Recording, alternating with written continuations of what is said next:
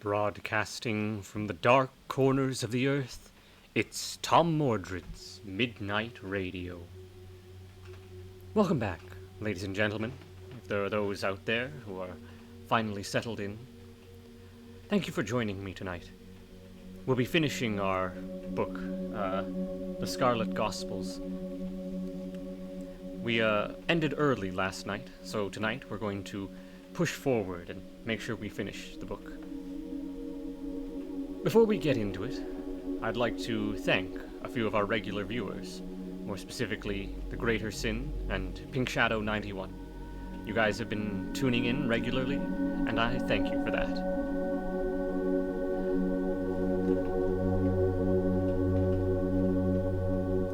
Before we get fully into the novel, I'd like to talk a bit about Clive Barker.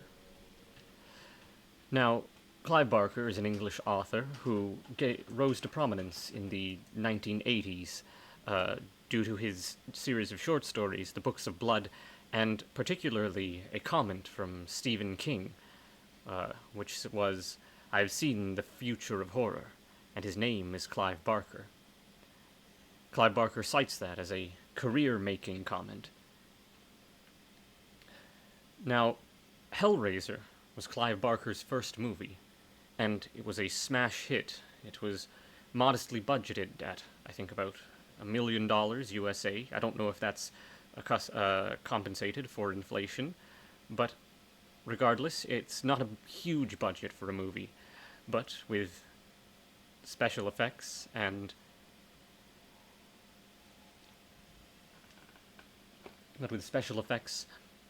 a tight script, it managed to be a huge success. Now, most people are familiar with Barker through Hellraiser. That image of Pinhead, the gritted face and nails, so iconic. Now, I want you to imagine being Clive Barker. Imagine being a creative of any kind, and having one creation that dominates your, shall we say, public profile. Imagine spending years wanting to explore new territory, wanting to move on from something you did 5, 10, 15, 20 years ago, and yet it won't leave you alone. You have to stay there and watch.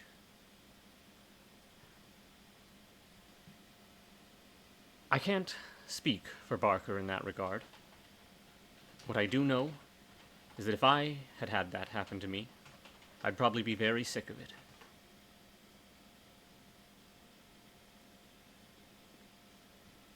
Now, I haven't read all of Clive Barker's work, but The Scarlet Gospels seems to hint at other stories.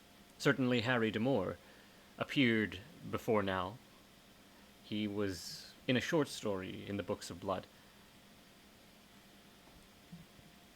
I'm not sure about the other characters, Kaz and Lana. It's entirely possible they had their own stories, but if they did, I have not yet found them. What's interesting is that the Books of Blood and the Scarlet Gospels seem to echo each other in title, if nothing else. But if I may read you a quick quote from the back. "Everybody is a book of blood. Whenever we're opened, we're read."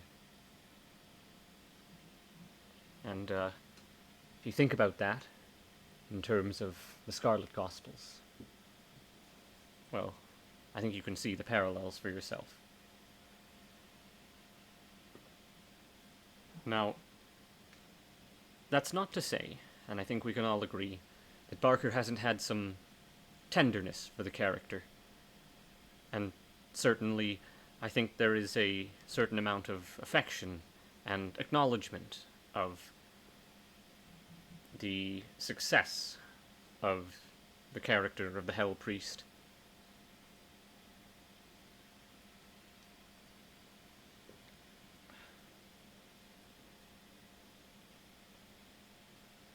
I'm not sure if I'm making a point here, more just ruminating.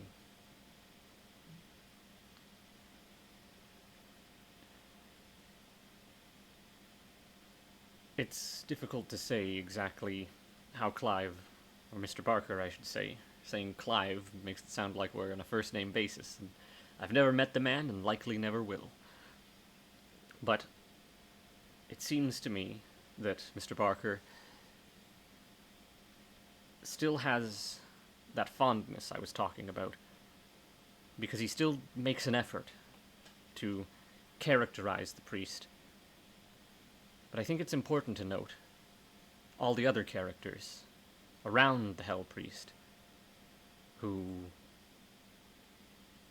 are more dynamic. I also think that in the Scarlet Gospels, Clive Barker has a hold my beer moment as he watches the Hellraiser franchise flounder and fail throughout the years, until recently, I suppose, and says, I'm finally going to do it right.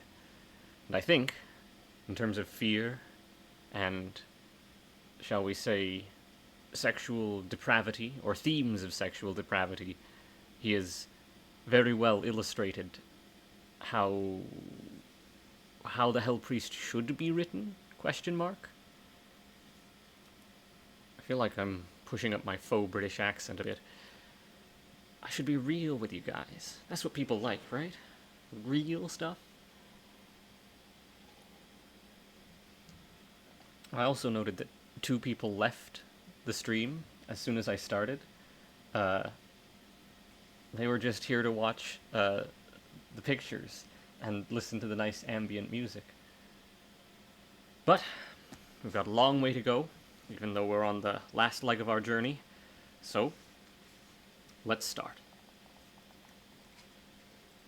Book 3, The Morning Star.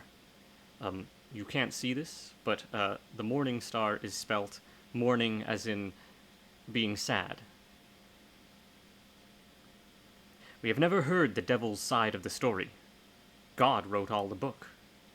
Anatole France. 1. Harry passed the word that they should all spread out and look for a way into the cathedral. Lana and Dale, accompanied by a few demons, went one way. Harry and Kaz went another. It occurred to Harry, as he made his way round the side of the cathedral that faced the shore, that if ever a thing cried out to the maker of its maker, "Look what I've done, Father, aren't you proud?" it was this abomination.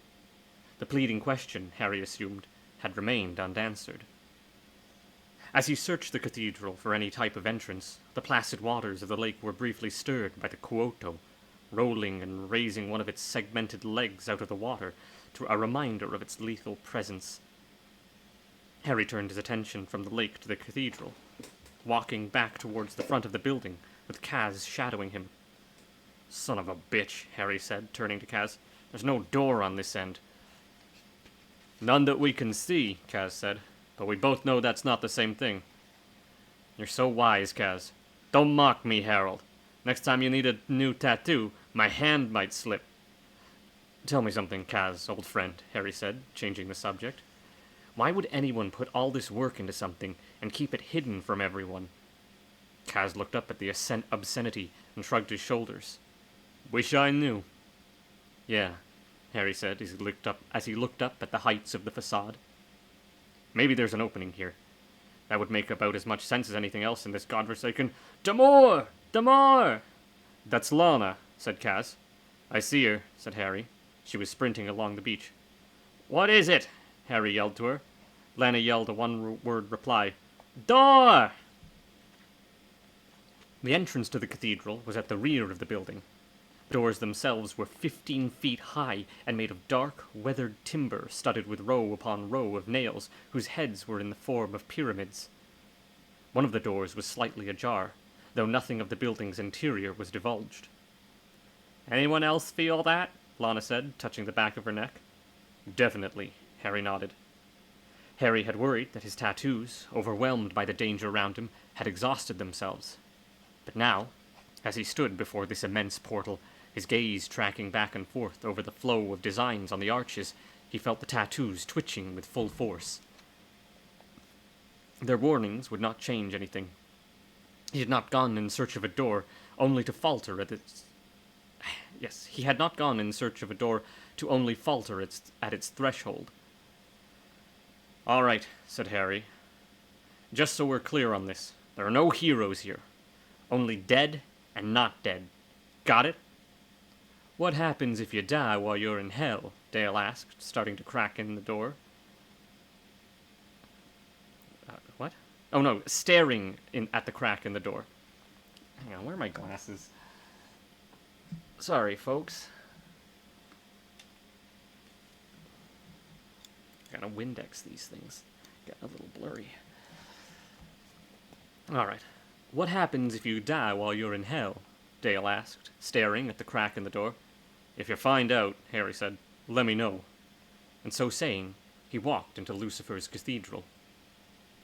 As Harry entered, taking 3 or 4 steps away from the threshold, he paused, waiting for his eyes to make sense of what the interior contained. What he could see, when his eyes finally adjusted, filled his vision in all directions. From the floor, a yard from where he stood, to the vaulted ceilings, held up by twin rows of pillars whose girth would have dwarfed a mature redwood, but precisely what his eyes were witnessing was difficult to comprehend. Everything that was not essential to the structure itself, the stone, the paved floors, the titanic pillars, the ribbings of the vaults, and the intricate stonework between them, looked spectral. Its transparent state allowed him to see through to the layers in all directions. The entire interior seemed to have been filled with the work of hundreds of ambitious scaffold laborers whose efforts defied every laws of physics. Gaunt towers rose from floor to ceiling in 1,000 places, lending another solidarity with a network of rods crisscrossed between them. In some places, ladders ran up to the heights, while in others there were zigzag stairways that connected tower to tower.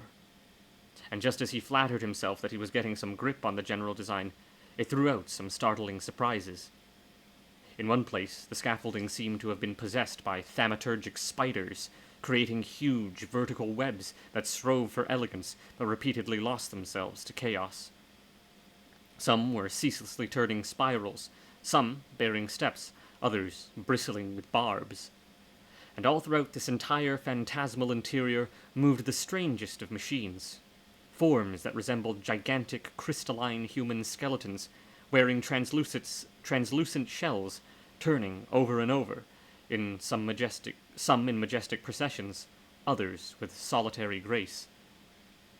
These forms and devices that filled the cathedral were utterly silent, only adding to their mystery. Harry stood watching them for a long time, both mesmerized and vaguely disappointed. None of this sat comfortably with his expectations. His experience of hell's work on Earth had always been physical. The demonic soul, if such a thing existed, knew the nature of physical being. It was libidinous and gluttonous and obsessed with the pursuit of sensation. Harry always imagined that if he ever got close to the devil, he would find that the philosophy writ large. He'd always assumed that where the devil sat, so too sat all the excesses of the flesh. But this display of vast, whispering forms did not suggest a hotbed of debauchery. Rather, this was peaceful, even beautiful in its way. Where the devil belonged in this world of veils and dreams, Harry could not fathom. "Harold?"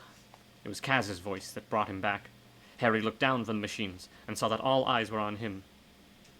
"Sorry," he said. "Did you just hear anything I said?" He stared at them for a moment, searching for the words to say, and finding that he had none, simply shook his head in negation. "Stay with me, okay? We can't lose you," Kaz said in a gentle tone. "Fuck off, Kaz. I'm fine. It's just not what I expected." "Okay, just checking. I think Dale found the basement." As if on cue, behind Kaz, Dale's head popped into view from below. "They definitely went this way," he said. "I can still smell them. Once more into the breach, again."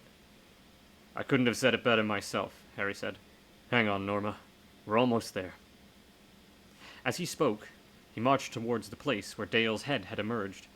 At first it appeared that Dale was floating, but as Harry crossed the vast foyer and drew closer, he saw that Dale stood upon a ghostly, translucent staircase. Even though he could see that Dale was already standing safely several steps down from him, Harry held out an unwary toe, testing the faint step beneath his foot, and finding it completely solid, Harry began his descent. 2. At last, my king lies before me, the Hell Priest exhaled. He was speaking to Norma, who stood next to the demon's soldiers, in an antechamber at the bottom of Lucifer's vast tower. Nothing will ever be the same again. Turning to the soldiers, the Hell Priest said, Your duties are to wait here until you are given contrary instructions. Yes, my lord, they spoke in unison, an audible tremor in their voices. The Cenobite turned his back on them and faced the door. As with everything else in the extravagant cathedral, the door before him was decorated ornately. A craftsman had carved hundreds of lines of hieroglyphics into the wood, their significance beyond the Cenobite's comprehension. He had educated himself in all language, even in the semiotics of creatures that barely functioned in the immaterial world, much less the solid. And yet, a brief scanning of the tiny characters was enough to confirm that the language before him was none he'd ever seen the like of which before. The lesson was plain. However knowledgeable he might have made himself in readiness for this meeting with God's most beloved angel, there could never be complete readiness or anything close to it.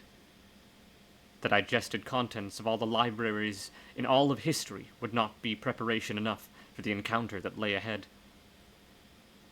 The Cenobite exhaled lightly and put onto his face an expression of humility. It felt utterly alien to his physiognomy. He was not a creature made for subservience. But he had heard countless stories over the years about how little it took to raise the devil's ire. He was not about to make that mistake. Not now. Face fixed, he gripped the handle and turned it. The door responded instantly, though not by opening. A flicker ran back and forth along the minute rows of characters. Here and there, glyphs briefly blazed, as though they had caught fire. Some code was at work here, the Hell Priest guessed. Letters sacrificed to the flame, chosen for some purpose that was beyond his comprehension. The scanning lines continued all the way to the bottom of the door, then ceased abruptly. The Hell Priest waited, concealing his impatience with difficulty. Seconds passed, which became minutes. The door did not move. The Hell Priest was very seldom lost for words, but in this moment he was at a loss. Phantom images of events that had brought him to this place and time rose up in his mind's eye, assembling themselves in their entire bespattered splendor. The magicians in their penthouses or their hovels, every one of them spitting out curses as the Cenobite's hooks raked their flesh and bent their bones against nature's intention. All but a few gave up their secrets before being granted a quick dispatch for their compliance. He saw, too, the stained and yellowed pages of all the rarest books of magic, books that contained the rites of incantation and banishment and laws and hierarchies and conjurations, books that he had taken by heart, books that, when he was done with them, had been consigned to the furnace so that he could be the only possessor of the knowledge they had contained. And all the time, slaughtering and consuming and moving on, he'd nurtured the vision of what it would be like when he learned that all there was to learn and was ready to meet the fallen one, offering himself to the service of greatness. Here he was, ready as he could be, brimming with knowledge and ambition, soaked in murder from scalp to soul, and yet the door would not open. His fury rose, and he raised his hands without awareness of his doing so, unleashing a sound that was the death cries of all those who'd perished so that he might be here. He raised hands closed into fists, and the fists came down upon that intricate, incomprehensible door, carrying in them, and behind them, the implacable force of knowledge that aspired to deific heights. The sound they made when they struck the door was not that of flesh against wood. It was a sound of seismic proportions, opening fissures in the walls and the floor and bringing slabs of marble down from the ceiling. The guards did not obey their lord's instructions. They stood their ground, striking out and destroying any falling marble that may have hurt them or their blind cargo. "What's happening?" Norma wanted to know. Before any soldier could reply, the Hell Priest's fists came down upon the door a second time, the violence of the blow escalating the damage that the first had done. There was a fissure in the ground, a yard or wider, crossing the chamber from beside the sealed door to the stairs, which it then ascended, veering from wall to wall. The Hell Priest didn't bother turning back to assess the damage he'd done. The door still mocked him. He paused for a moment to scrutinize the timbers, looking for the merest scratch or crack to indicate that his assault was having some effect. The damned door was unscathed. Then he put his shoulder to it, his entire anatomy swelling with the furies that were running riot in his body. His robes of office, made stiff and brittle by the blood splattered in countless rooms where he had tempted and tortured, split in places, and where the robes were cross-laced with his own flesh, now tore new wounds, spilling his own blood down his vestments. He put his hands to the rivulets, but the blood wasn't coming fast enough to suit his enraged state, so he tore at his chest, where the muscle had been permanently skinned and kept from ever healing over by his meticulous scouring of the surface. He went at those chronic wounds with disfiguring vehemence, ripping away the vestments to fully expose his chest, where his veins pulsed openly, as though eagerly presenting themselves to pleasure.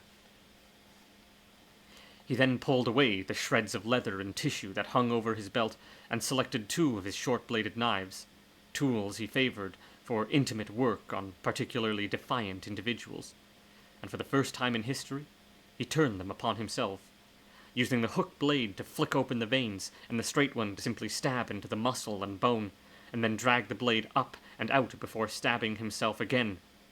The blood leaped from his body. While his veins still gushed, he raised his scarlet fists and slammed them against the door, just as he had done the first time. The blood initiated a new and extremely rapid scanning of the lines of the tiny hieroglyphics. Every one of them, it seemed, was combustible. The Hell Priest, however, wasn't studying the response to his assault was having. Fueled by rage, he simply continued to beat the tattoo upon the door, the blood spurting from his chest, catching his hands as he slammed them against the wood, over and over and over. And then the sound came, as if of 1,000 ball bearings all being activated at once. He stopped suddenly, and saw for the first time that the fiery glyphs before him were in motion, flipping over and over, their fire blazing brighter with every turn. He looked down and saw that the pools of blood around his feet were also in motion. In a dozen places at least, the blood had formed separate streams that were disobeying gravity entirely and making their way towards the door, starting at the bottom right-hand corner and following the indecipherable text from right to left. The glyphs emblazoned on the door briefly turned white-hot, and when they were consumed, one after the other, until a line was covered, right to left, and again and again. The speed of the consumption quickened, so that the third line was burned away twice as fast as the first, and the sixth twice as fast as the third. The door was opening. He had but half a minute to wait before the chamber was revealed to him, and he already felt waves of cold air coming against his face and body. A bitter fragrance stung his sinuses. He turned over in his head the possibility of announcing his presence somehow, but nothing he could conceive of to say sounded anything but pathetic in such monumentous circumstances, so he elected to remain mute. The Hell Priest did not doubt that the power waiting inside knew all that it needed to know about its visitors. Better to keep a respectful silence, the Cenobite decided, and speak only when spoken to. The last line of glyphs was consumed now, and the door was fully open. He waited, his breath in his throat, thinking perhaps the devil would offer some words of invitation. None were forthcoming. After some time, the Cenobite took the initiative and stepped over the threshold into the chamber. The first thing he noticed was that the light sources in the chamber came from the floor itself. There were thousands of finger-high flames that sprang from invisible sconces in the marble, all burning with a sepulchral chill. Their light illuminated a chamber that bore no resemblance to either the cathedral's grandiloquent exterior or the spectacle of half-made things that had filled its interior. The place was, the priest saw, almost as wide as the cathedral above them. Its length, however, was a mystery. The space was occupied by pulleys and pistons, cylinders and crankshafts, all humming in complex configurations over the ceiling, then dropping down to feed into devices that had once clearly been in a delirium of motion. They ran in Byzantine patterns, blocking his view and preventing him from calculating the true size of this chamber. Though the parts still had the shining clarity of well-serviced machines, there was no sign of their having been in motion recently. The pistons were polished, but not oiled, and the floor beneath the pipes and the mysterious devices they entered into was dry. There was not so much as a single stain where a drop of fluid had seeped from a joint in need of tightening or from a crack in one of the iron and glass receptacles in the size of a balled up and glass receptacles the size of balled up human beings that were part of the machinery in a number of places, like parts of an ancient astrolabe. Altogether, they resembled frozen satellites circling a dead sun. What purpose any of this served was as inscrutable to the Hell Priest as the lines of hieroglyphics on the door. But it wasn't his to understand. He simply followed the parts of the engine as they became larger, and therefore, he assumed, of more significance. This truth, however, presented just one problem. The farther he ventured from the door, and thus, he presumed, the closer he came to the creator of all this silent machinery, the more often its mechanisms grew so large they blocked his way completely. And 5 times he had to investigate until he found a fresh thoroughway, and by the time he'd done so, he was often very far from his projected route. He realized he had come into a labyrinth, and he was deep in its coils. Not that he cared a whit about the way back. There was no life back there, no pleasure that he would again desire to taste. The sum of his life had led him to this maze, and the creature was waiting at its heart. Glancing up, he saw that the complex shapes had been cut out of the marble to gain access to the cunningly constructed pipes, so as to have the looseness of sleeping serpents. There he saw capillaries of glass globes, linked by short lengths of tube no thicker than a finger, that dropped in their many hundreds from the ceiling and wound around one another in their lazy descents. There was nothing left in their gleaming beauty that spoke of any recognizable function. He was in a world that had been built by a mind so very beyond his own that all he could do was hope to glimpse the mysteries it held.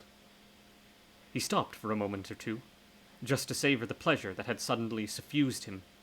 His lord was near. He felt it in his marrow and in the tips of his fingers.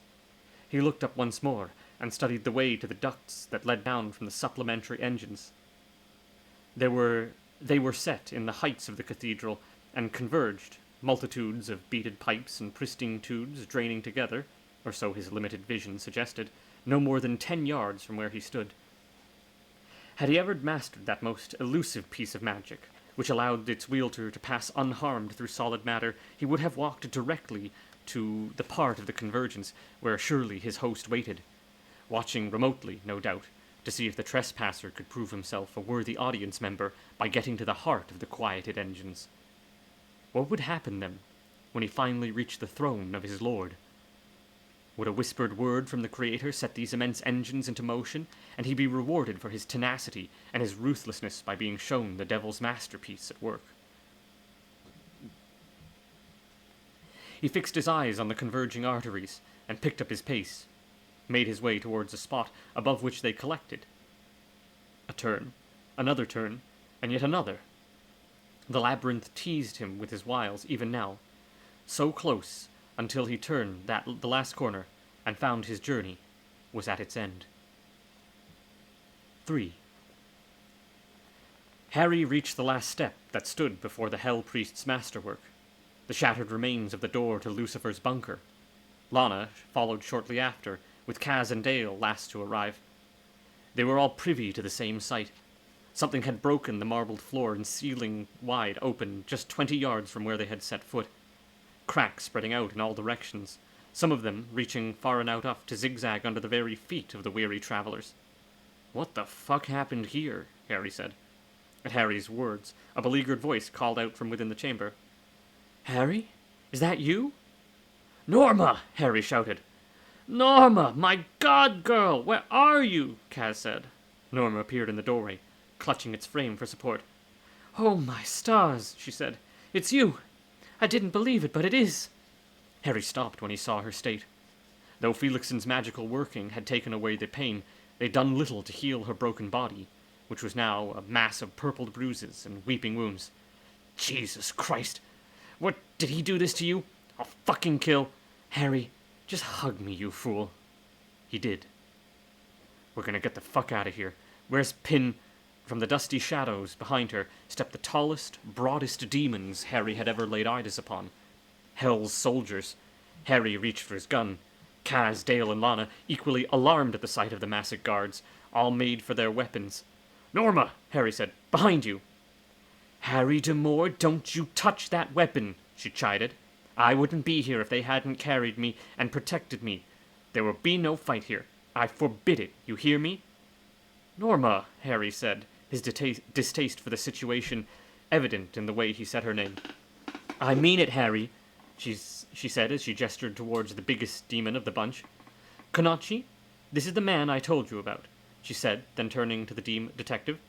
"Harry, this is Konachi." Konachi squared his shoulders. Harry bit his lip and took his finger off the trigger of his holstered gun.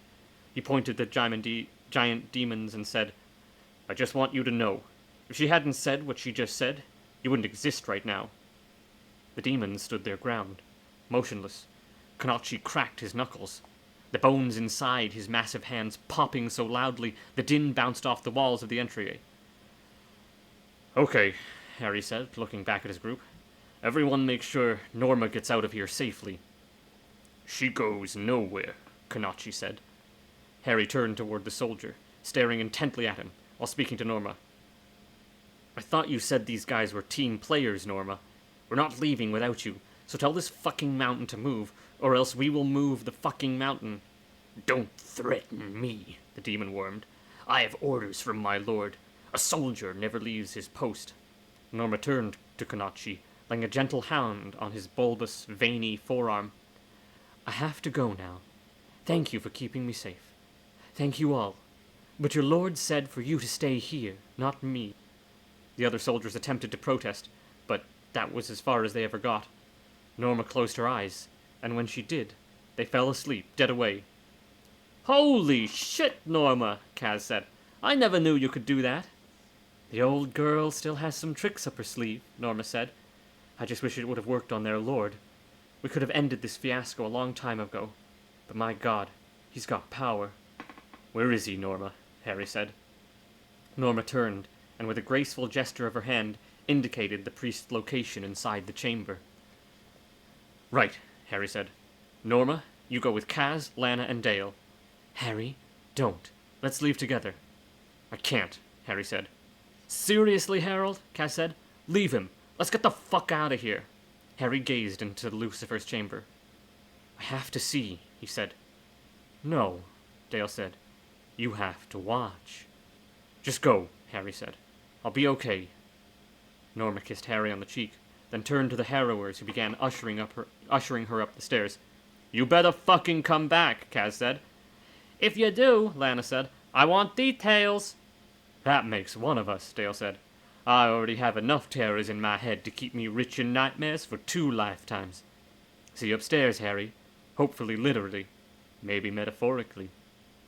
Harry silently watched them ascend the stairs, and only when he was certain Norma had been safely delivered into the hands of his friends did he turn to face the chamber.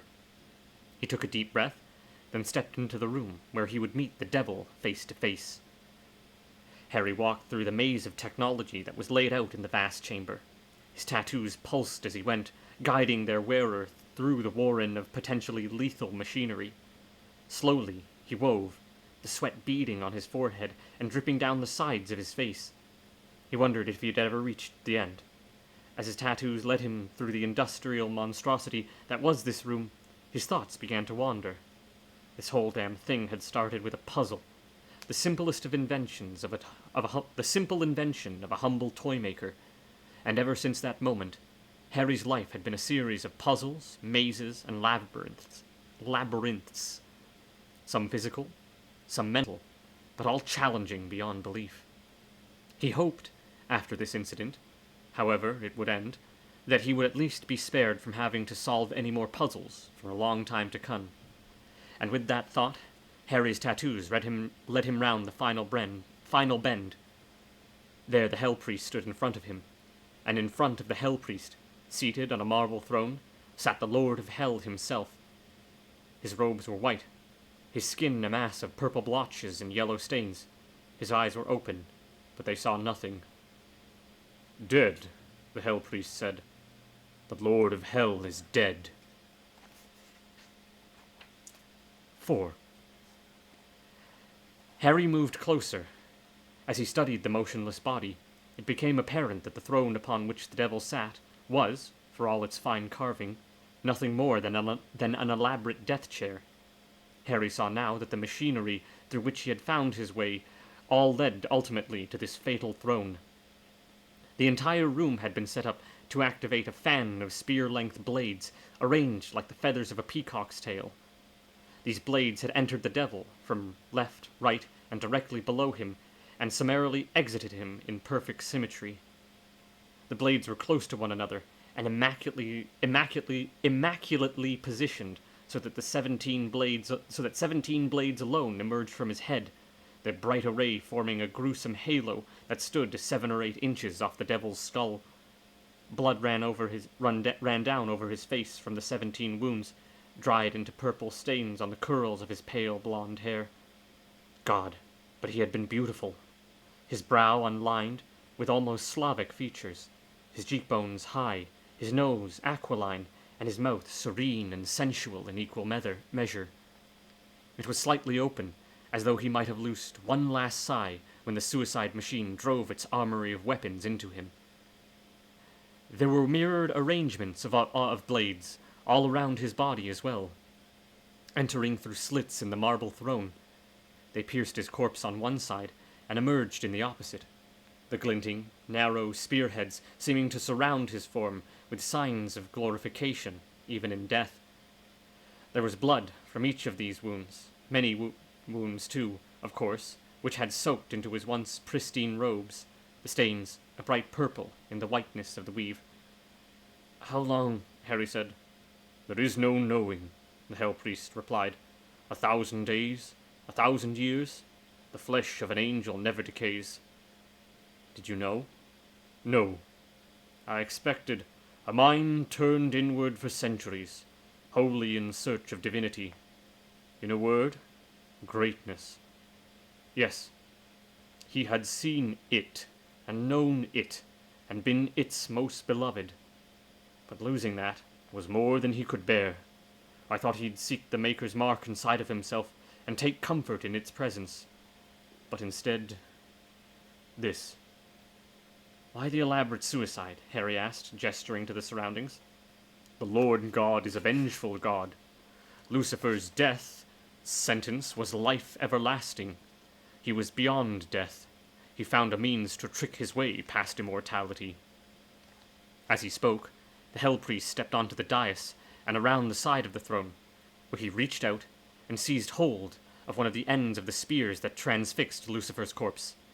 There was a short, sudden sound of numerous voices, and then Harry looked back at the Cenobite to see him defiantly holding onto the end of one of the spears, which was attached, by means of a cable 2 inches thick, to a defensive mechanism that had come into play due to the Hell Priest's proximity to the body. Even in death, Lucifer clearly desired his solitude. There was a release of energy through the priest's body that threw him violently about. The priest stood his ground, and so a second shout of voices was released, 10 times more violent than the first, the force of the energies passing through the sphere commensuratedly larger. This time, the Hell Priest could not hold on. He was thrown backwards, off the dais, and through the entrails of the machine. He had not left the throne without a keepsake, however. He'd held on to the spear long enough to have it slide all the way out of the corpse. As he was pitched across the floor, however, he lost his grip, and the spear ended up no more than a couple yards from where Harry was standing. The detective stepped a little nearer to it and went down on his aching haunches to look at it more closely. He could not tell what type of metal it was made from. There was a railing iridescence in its substance, which, when it caught Harry's gaze, drew him into a place that seemed limitless, as though somehow the angel had caught and sealed a length of infinitude within the spear. In that moment, the vast engines that filled the chamber beneath the cathedral in all directions made some kind of sense to Harry. He'd seen evidence of almost every kind of magical working with which he was familiar, and many with which he was not, in the labyrinth's devices. Ancient icons of primal magic inscribed on devices made of white gold, all shaped to suggest the sexual anatomies of men and women. Diagrams that had been etched into polished silver, which were designed, if his memory served, to open doors where there were none. There were more, of course, countless numbers of which he had barely glimpsed. He saw that Lucifer had empowered his final grand act of defiance by drawing together pieces of every magical system that humanity, in its hunger for revelation, had created, and he had made himself his own executioner, thus successfully bypassing the will of the Maker. All of this filled Harry's head in a matter of seconds, during which time the Hell Priest had risen from where the blow had pitched him, and was coming back at the dais, moving with glacial ease. His hands raised in front of him, motes of glistening darkness pouring from his palms, from the open wounds in his chest, and from his eyes. Harry watched and saw that only at the very last, when the priest stepped up onto the dais in one stride, did his face betray the fury that was fueling this counter-assault. He was a creature who held his dignity very high, and the blow from the throne, in casually swatting him away, had violated that dignity. Now he reached deliberately for the throne, despite the power it had just demonstrated, and without hesitation repeated his crime by pulling out a second spear. There was another discharge of energy as he did so, but this time he was ready for it. The black motes that continued to grow in number around and behind him broke like a wave about his head, and their surf met the force that had emptied from the throne with its own hunger, moving through it like a fervent revolutionary, transforming it as it went. The Hell Priest was already moving onto the third spear, and the fourth, his face lit from below by the arcs of power leaping from the throne and bursting against his body. If he felt them, he made no sign of the fact. He just went on his business of undoing the death chair's lethal mechanism, one transfixing spear after the other. On occasion, he separated the serpentine piping from the handle of the spear into which it fed, releasing a rush of acidic gases. On others, he simply pulled the blades directly out of the devil's corpse and cast them aside, one upon another, until the dais upon which Lucifer sat had become a nest of metallic snakes, forged of alloys unknown to humanity. The Hell Priest glanced over his left shoulder and whispered to the assembled darkness, which drew itself closer to him. An anxious ally determined to catch every order that he gave it. Harry watched everything that transpired, his head awash with questions. Was this strange figure, steadily slumping lower in his suicide seat as the blades that had held him were removed, truly the adversary? Evil incarnate? The fallen one? The Satan?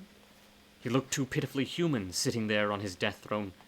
The notion that this thing might have once been God's most beloved seemed ludicrous, an urban legend spread by drunken angels. And yet Harry had witnessed enough evidence as to Lucifer's preternatural grasp of occult systems, their code, their significance, their code, their sigils, their consequences, to be certain that the creature on the throne was something more than he presently appeared. Meanwhile, the subject of the Hell Priest's whispered conversation with the assembled darkness became apparent as streams of it ran underneath the throne and began the process of removing the spears that had entered the corpse from below. As they went about their labors, the Cenobite was pulling blades from the other side of the body, effortlessly transforming the surges of power that flowed from the throne into dark droplets that swelled the thunderhead behind him. Finally, he stood back from the throne, staring down at the fallen one with hate-filled eyes. You expecting him to thank you? Harry asked. There is naught to learn from this pitiful display, the Hell Priest said. The Cenobite then whispered again to his attendant darkness, and the motes of it flew from him like bullets, striking Lucifer's body. For such tiny forms, they possessed uncanny amounts of power. They caught hold of the corpse and raised it off the throne, its arms outstretched. The allusion to the scene at Golgotha was not lost on Harry. Even the way the devil's head fell forward put in his mind the Man of Sorrows. While the fallen one hung there, 100 or more of the motes swarmed over his body, eating away at the stitches that fashioned the whole of the vestment's many pieces. They came apart effortlessly, revealing behind their sumptuous folds evidence of Lucifer's true nature. Beneath his robes, his entire body was encased in armor wrought from dark metal through which many colors ran like the surface of gasoline on water. Each portion of the armor was immaculately decorated with designs. For all its exquisite appearance, of course, it had failed in the duty for which it had been forged, and hammered, protecting its wearer. That fact, however, meant little to the Hell Priest. It was clear that he meant to have it, and this time the priest had no need to instruct his creatures.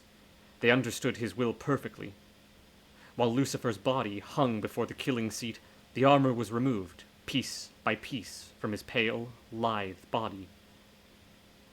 Harry continued to watch, transfixed, as the Cenobite brought a knife out of a long pocket in front of his left thigh.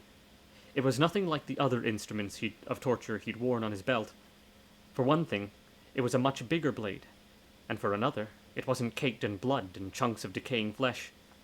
This weapon glinted in the light. It was obvious to Harry that the knife had never been used. The priest, it would seem, had been saving it for a special occasion. That occasion now found, the Cenobite slashed at what was left of his black vestments so that they fell away in a foul heap of blood-stained fabric and leather.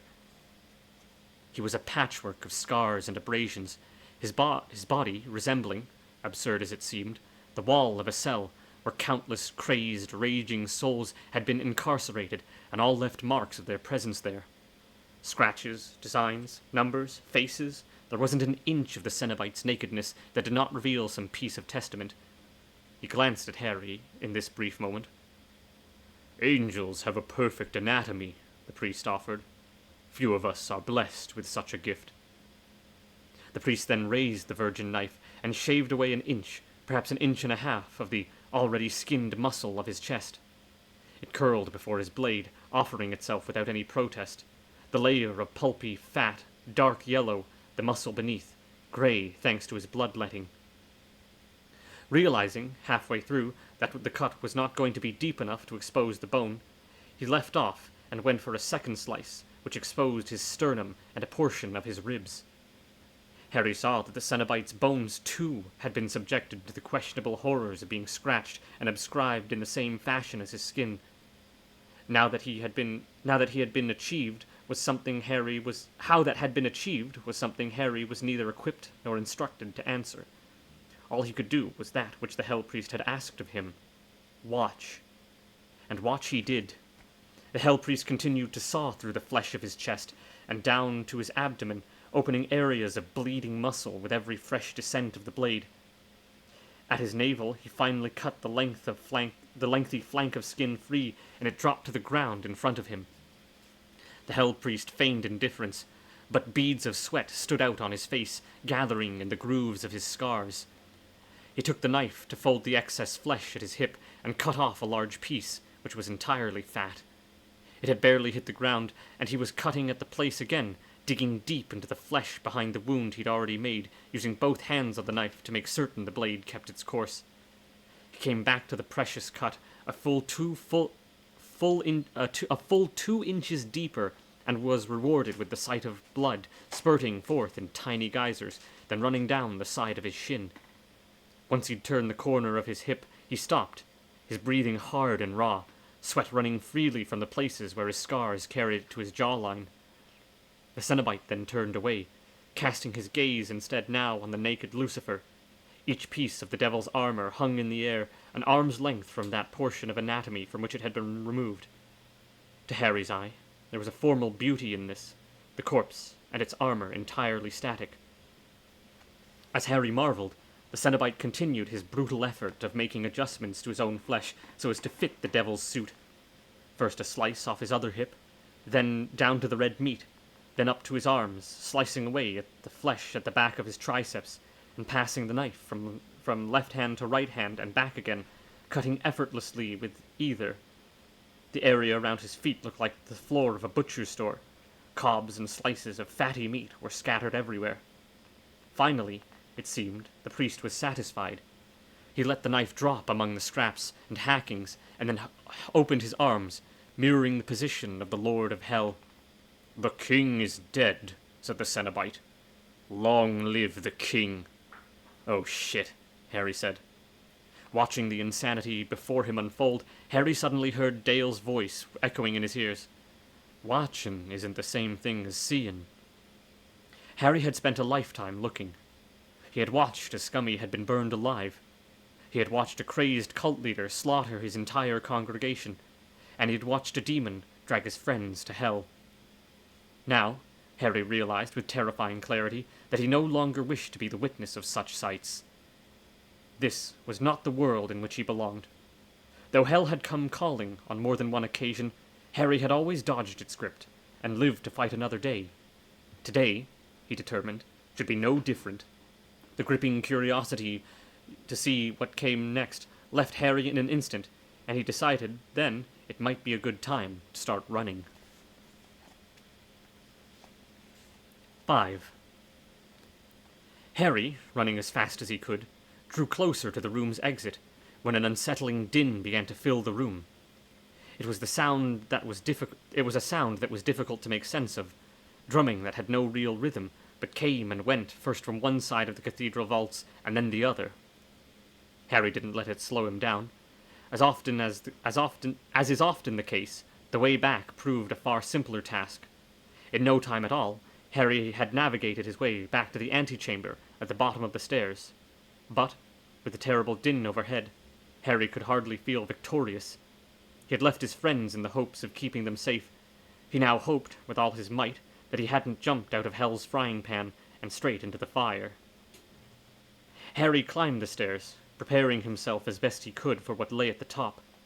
As soon as he kept his focus fixed upon getting his friends out of here, he wouldn't go far wrong. But he had to be quick. They all had to be out of this damn place before the great pretender downstairs could make his debut. There was one last turn on the stairwell, and then Harry was at ground level, emerging from the hole in the floor.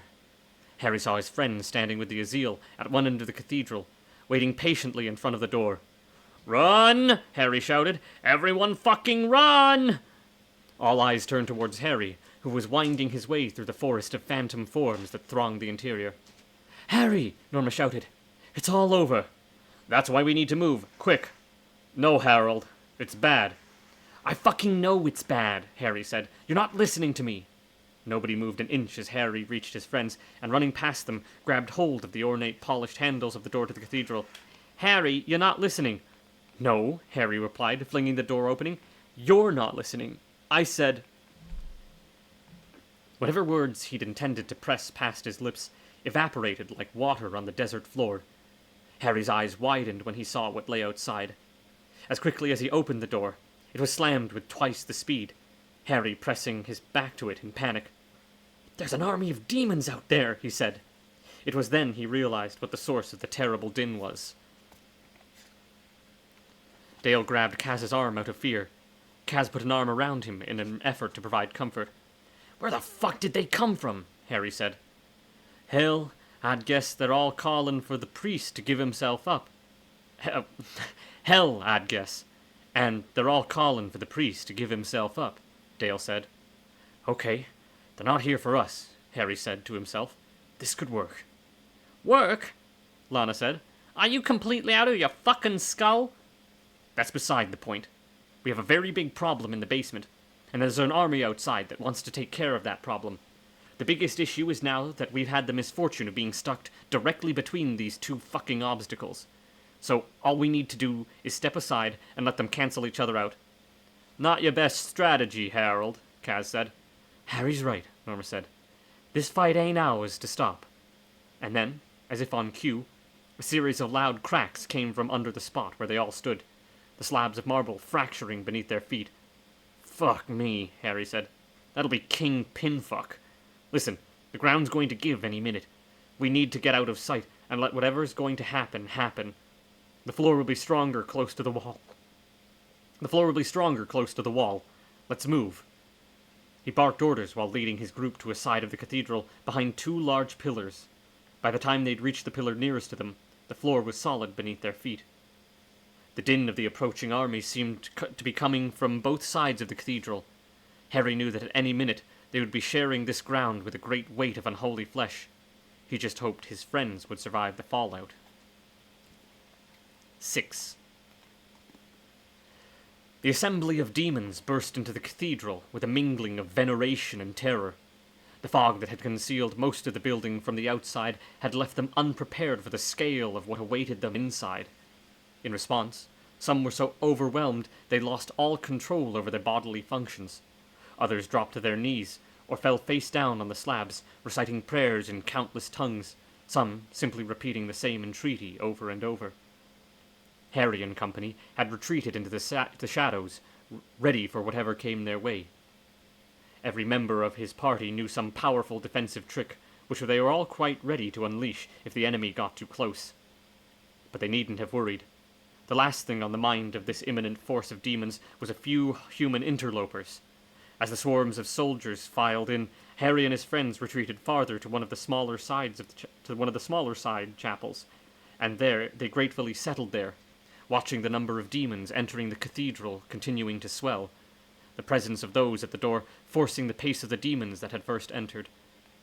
These soldiers had no desire to be pressed into this mysterious place, with translucent towers and spiraling staircases against their will. But such was the size and curiosity of the crowd passing from behind them that they could only advance before it, and while they advanced, let out cries of protest, which were only audible above the murmurs of the assembled masses as incoherent shouts, which were summarily ignored.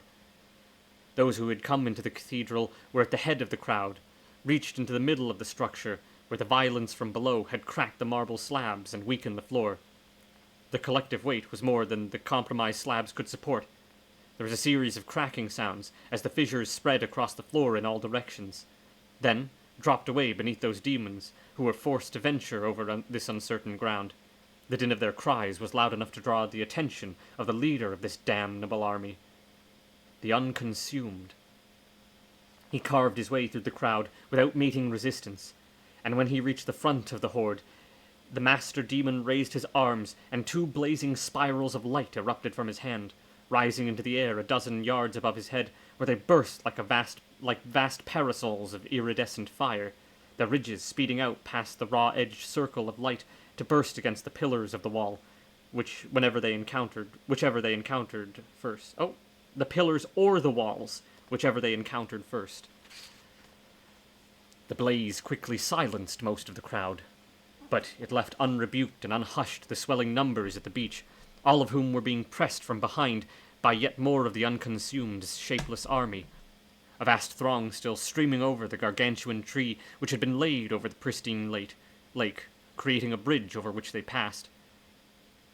The consequences, for those already crowding the beach, weren't welcome, and many had to walk in the shallows of the lake, obliged to venture farther and farther out as the mass of people increased. The Quoto was perfectly aware of their situation. It rose to the surface every now and again, rolling over sideways as it did, and, unseen amid the chaos of the salt, silently and routinely snatched several little hors d'oeuvres that were stumbling through the water. Inside, of course, there was no knowledge of the mounting chaos on the beaches. The freshly silenced crowd only listened to the voice of their leader. "Silence," the Unconsumed said, his voice carrying around the interior. "Let us all remember that this is a holy place. There is a power here greater than any below heaven, and we owe our lives and devotion to that power." There was an uncomfortable moment before the first whispers began. "Lucifer! Lord Lucifer!"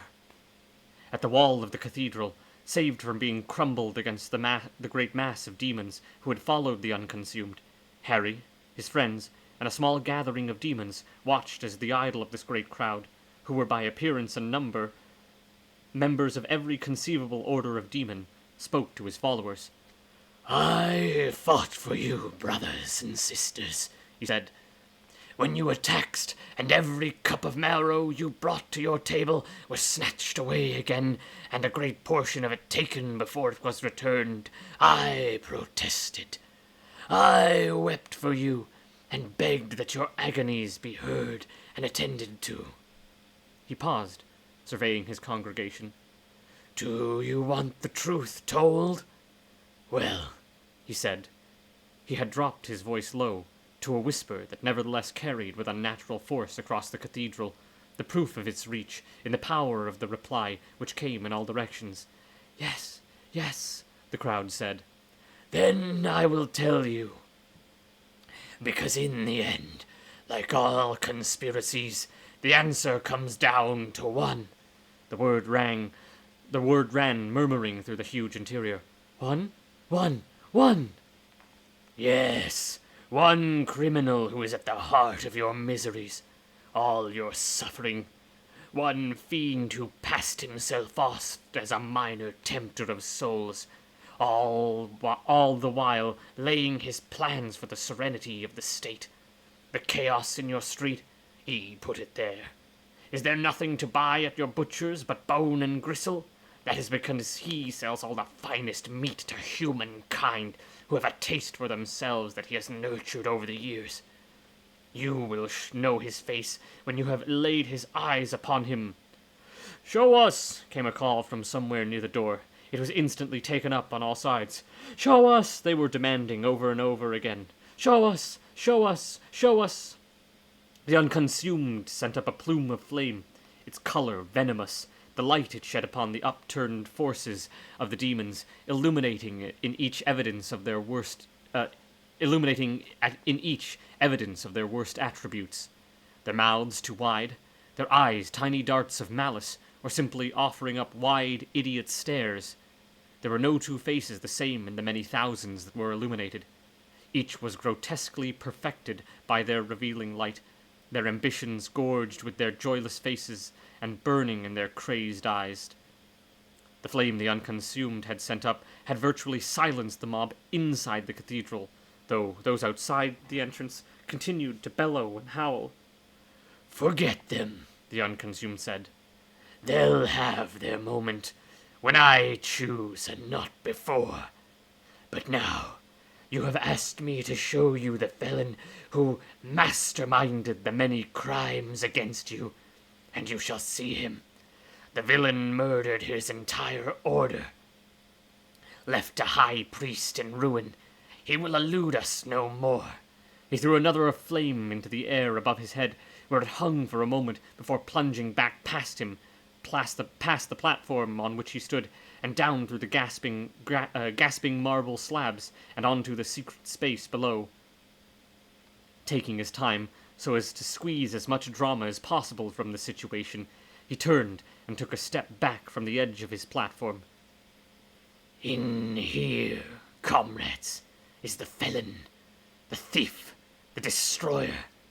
His head will roll away before this day is done." "It isn't my time," the Hell Priest said from the gaping hole in the floor. It was at this moment the Hell Priest rose out of the cracked floor, adorned in Lucifer's armor. Despite the incredible densities of the body, the crowd still managed to clear a space around the Hell Priest as he made his ascent, and when he had fully emerged from the space, he turned to face his supposed executioner. Without a moment's hesitation, the Unconsumed carved a sword of fire and swung it at the Hell Priest, who raised his armored hand and grasped the burning blade. Sparks of white flame spurted from between the Hell Priest's fingers, and he laughed as though this were the finest sport he'd had in a long time. And while he laughed, he held the blazing sword in his grip. He took time to cast gestures out towards the demon soldiers, who stood and watched. Serpentine chains, hook-headed, came weaving between the feet of the spectators, striking with razor edge anyone fool enough to block their way. The condemned knew with the appearance of the first hook what horrors would inevitably follow, and each attempted to outrun the judgment. But the Hell Priest knew his game better than breathing. Whether his victims fell to their knees and begged salvation, as one did, or tried to outrun the pursuing hooks, as did two more, or simply attempted to go against his enemy, as he would any other, with sword and dagger, as many did, all were lost. The hooks found their eyes, their mouths, their asses, their bellies, and finding them, the hooks dug deep and tore hard, reducing their victims, in a matter of seconds, into thrashing, incomprehensible knots of twisting muscle. They made their sounds still, protesting their suffering state, but anything remotely resembling words was beyond them now. The stomach of one had been hooked and hauled up through his throat. The face of another was emerging from his butthole like a prodigious bowel movement. Their anatomies could not sustain such violent disfigurements. The demons tore, their bodies opening like overripe fruit, spilling their contents as they did so. Harry had seen this before, but never on so massive a scale. This was full-blown war, all of hell on one side, and a single armored priest on the other. Harry wondered at the ramifications of the chaos that played out before him. If the priest won, would he then take his battle to earth and the heavens beyond? When would his thirst be slaked? Harry never imagined he'd be on the side of the infernal, watching and even praying for hell's victory, powerless to do anything else. Harry remained fixed on the warring figures at the center of the battle. The Hell Priest, content to let his chains dispatch the horde, still held hold of the unconsumed fire-edged sword and was bending it back towards its wielder, a trial of strength in which he was steadily gaining the upper hand. He suddenly put all his weight behind the moment, and with a quick twist he had the blade free of the unconsumed's grip. The Hell Priest rose up, the armor feeling good around his body, not like a carapace, hard and brittle, but flowing with him and through him, its power given over to him, wed to him. He was a force unto himself, beyond the reach of any living thing, and though the years that had brought him to this moment had been filled with the most intense personal suffering, it had been worth the agony in order to bring him to this glorious, heart-leaping moment, when Lucifer's armor shot strength into every place where the monkish life he'd lived had left weakness and bliss into the muscle that he'd hacked in order to mold his body to fit the royal armor. Lords below and above, what joy! He never felt his flesh and mind and soul in one word like this, a single system, scoured of contradiction. He hadn't lived until this moment. He saw the unconsumed from the corner of his eye, his arms raised above his head.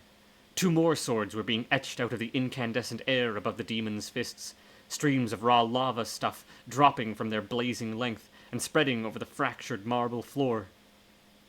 The Hell Priest had no fear of walking on liquid fire, not adorned in the full armor of the King of Hell. He moved towards the unconsumed, and was in front of his enemy in 3 fire-splattering strides, aiming a side swipe at his belly. The unconsumed came back at the Hell Priest, with swords slicing the air like twin threshers. But the Hell Priest was in no mood to retreat. He stood his ground, striking at each of the enemy's swords in turns, the force of his blows enough to slow his adversary's approach a little. But the gust of winds raised by the threshing swords suddenly caused the flames between the opponents to rise up like a blazing wall. The unconsumed came through the fire with his sword spinning. The Hell Priest raised his own blade to protect his head, and the unconsumed's left-hand sword struck it, the impact spitting out serpentine lightning bolts that flew out across the heads of the assembled demons, striking stone dead those stupid enough to reach up and try to grab them. With the Hell Priest's blade locked against one of his own, the unconsumed used the other to strike at his adversary's exposed chest. Surges of power broke over the Hell Priest's armor from the point of impact, the brightness melting into the armor, stealing the energies of the unconsumed's blow, and adding to the armor's power. The Hell Priest felt the increase of his strength, and instantly acted on the knowledge. He took his sword in a 2-fisted grip, and raced at the unconsumed, loosing a roar of pleasure. The Unconsumed again raised his left-handed blades to ward off the priest's attack, but his sword shattered as it was struck, the metal shards going to flakes of fire as they were strewn. The blow was deafening.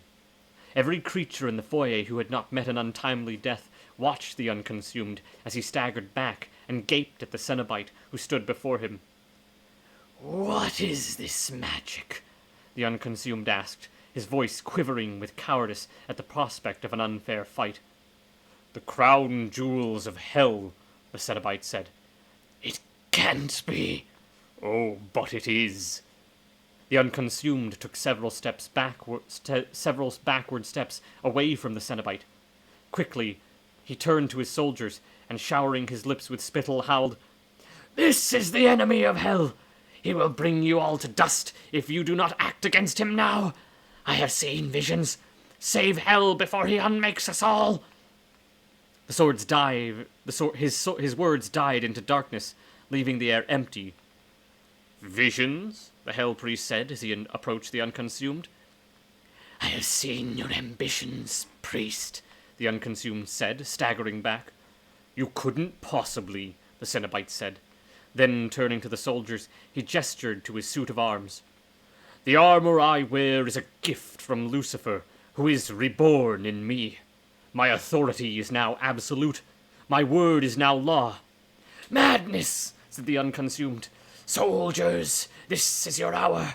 I have brought you to your enemy. Now it falls to you.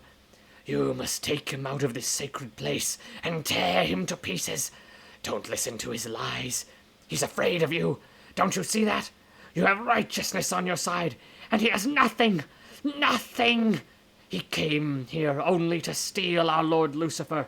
Hallowed be his name in his place of meditation. He's admitted to it.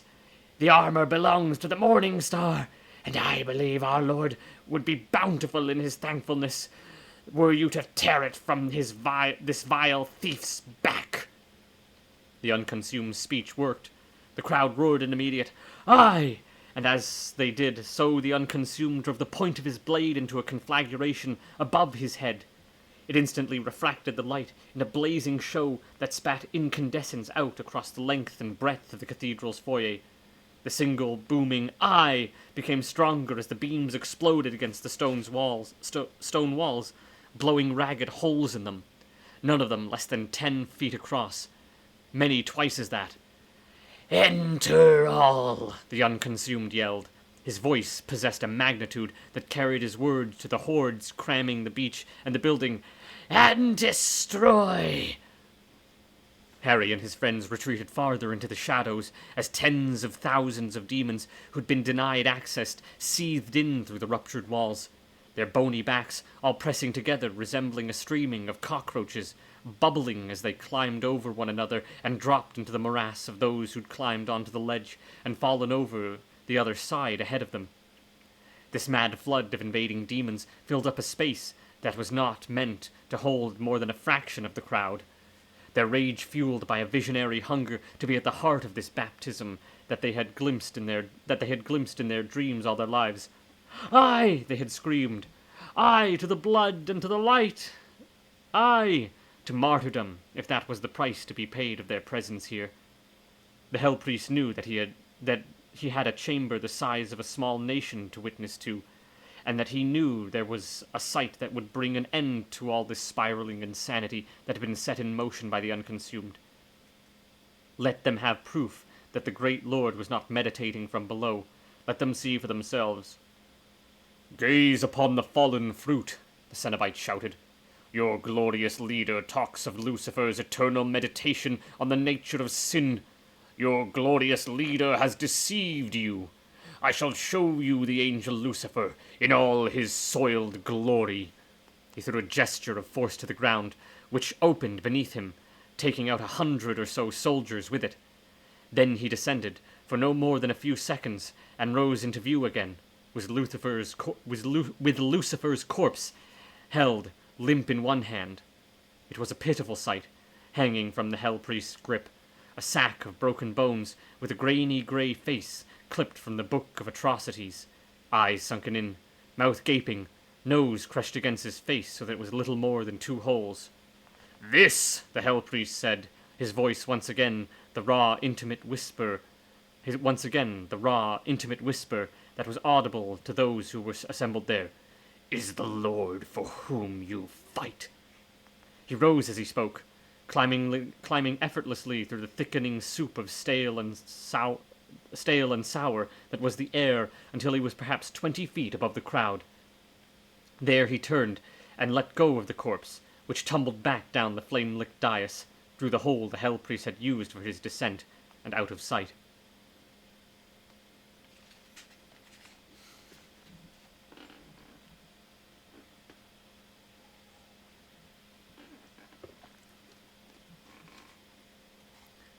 "7. An intense hush had grown over the army, so that the only sound audible was the steady lapping caress of the flames. The Unconsumed, clearly as surprised to see his fallen lord as the rest of the army, struggled to maintain his rapidly crestfallen soldiers. "The fiend has murdered our king!" the Unconsumed shrieked. "He must be destroyed! Advance!" But he did not. Slowly, but in steady droves, the Unconsumed minions were turning inwards to face the Unconsumed, until his entire army faced him, looks of betrayal and condemnation on their faces. "Have you lost your minds?" the Unconsumed shouted. "Most likely," the Hell Priest answered. "They see their reflection stripped of lies. The burden of truth is too great, your lordship. It is my pleasure to introduce you to my army. It is the last thing you will ever see." The priest then loosed a war cry that echoed off the walls of the cathedral, repeating in the ears of every being present. He raised his arms and came upon the Unconsumed, conjuring a sword in his right hand. In the blink of an eye, the priest took off the Unconsumed's arm just above the elbow and drove his sword through it for good measure. This was the first injury the Unconsumed had sustained in centuries. The shock of the trauma caused him to vomit up a series of flames, and he began to babble an incoherent glossolalia. In taking those few moments to expose the extent of his weakness, the Unconsumed had left himself open to attack from the rest of the army, and they took the opportunity and rushed in a panicky fashion, eager to get the job done as quick as possible. The Unconsumed had 4 blades in his back by the time he turned to face his betrayers, and twice that number of wounds, the most severe, a strike at the back of his neck, which had clearly been intended to take off his head, and might have done so had he not retaliated by reaching over with his remaining hand and seizing the blade as it cut into his flaming flesh, melting it in an instant. "Assassins!" he roared, flame from his severed arm taking the form of a monstrous scythe. It was every bit as powerful as its iron equivalent. It took the legs out from under 7 of his enemies and bisected an 8th at the waist. While the Unconsumed used his scythe to deface and butcher the men whose legs he'd sliced off, one who survived this massacre came at him from behind and with one clean stroke sheared off the scythe, arm and at the shoulder. The Unconsumed reeled around to face his mutilator, only to meet 100 more living assassins who came at him without restraint, slicing, hacking, gutting, piercing, their assault so rapid that the lethal conflagration stoked in the Unconsumed's marrows.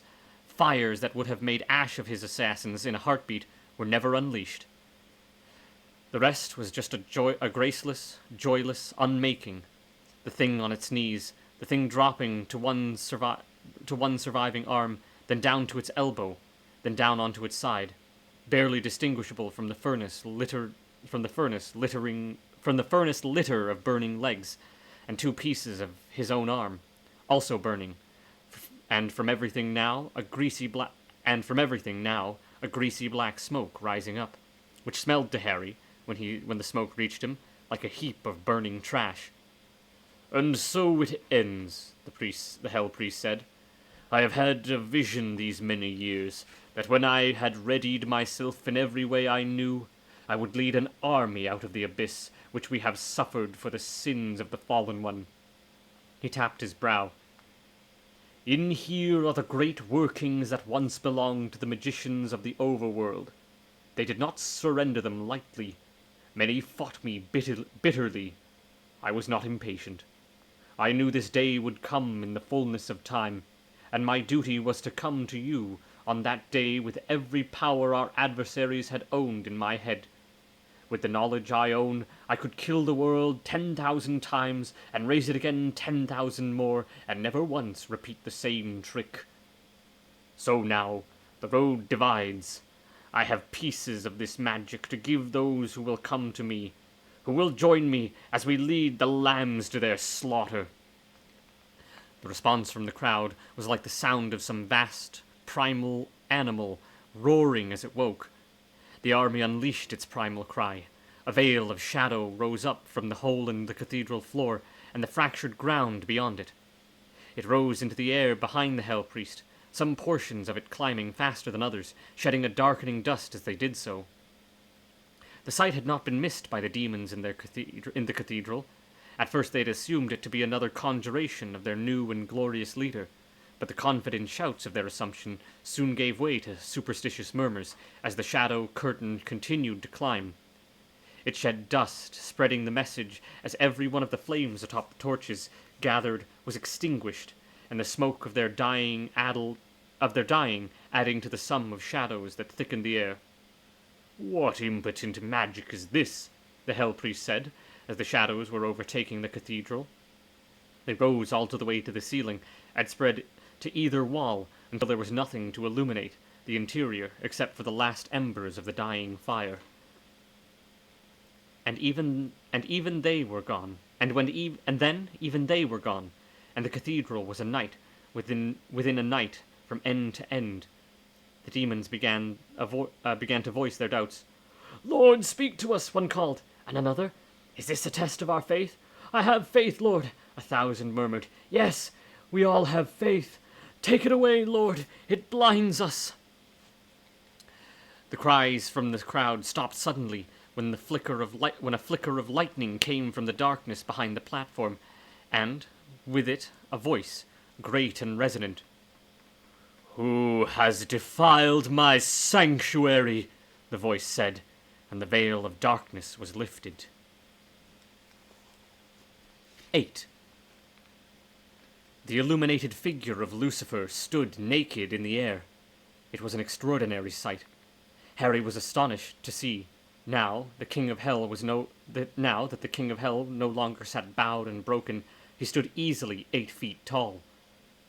Lucifer's anatomy was human, but there were subtle changes to its proportion that lent it an extreme eloquence entirely its own. His limbs were long, as were his neck and nose, his brow uncommonly broad and untouched by a single groove of doubt. His genitals were of uncommon size, his eyes of uncommon blue, his skin of uncommon paleness. His hair was cropped so close to his skull it was barely visible, but it seemed to have a luminescence, as did the faint growth of hair on his face and neck, and the hair that spread out over his chest and belly and grew lushly at his groin. Not a soul dared speak. This time, it seemed, even the flames burning within the cathedral stood in silent attendance, waiting for Lucifer to utter his next word. When he finally did, light emerged from his throat and illuminated the cloud of fog upon which the words were carried. "I was the best beloved of the Lord God Jehovah," it said, spreading his arms out to his sides to present himself. "But I was thrown down out of the loving presence of my Father because I was too proud and too ambitious. He meant to punish me with his absence, which was so great a punishment my soul could not endure it. Though I tried, the grief was too great. I wanted an end to the life that my Maker had given me. I wanted to be gone forever from being and knowing, which are the pieces of my suffering. So I died from this life. I was free, laid to rest by my own hand in a tomb beneath the cathedral I had built at the edge of hell." His voice softened as he spoke of freedom, dying away until it was barely audible. And then, rising steeply out of that hush, a roar of fury. "But death is denied me!" I wake naked in the squalor of my ruined crypt, in my sanctuary, where I was to pass away the ages in the arms of silence. I find a mass stinking of madness and murder, wallowing in blood rage, despoiling my place of oblivion. He was still for a moment, letting the echoes of his outcry, which seemed to last minutes, die away. When he spoke again, his voice was not loud, but the syllables resonated in the skulls of everyone in attendance. "Why am I naked?" the fallen one said, turning instantly to face the Hell Priest, who stood donning the devil's armor. The Cenobite said nothing. The devil smiled, and again, when he asked this question, his tone taking on a sickly seduction. "Why am I naked?" Harry watched from the safety of his hideout, refusing the urge to blink. "Come on," he whispered so quietly that not even Norma, who stood beside him, clutching his arm, could hear. "Kill the bastard." The priest spoke. "You were dead, my king," the Hell Priest said. I came to meet you. My entire life was a preparation for the moment we would meet," Lucifer said. "Yes." "Not even death can save me from this torture of repetition." "My lord?" "I have heard this story.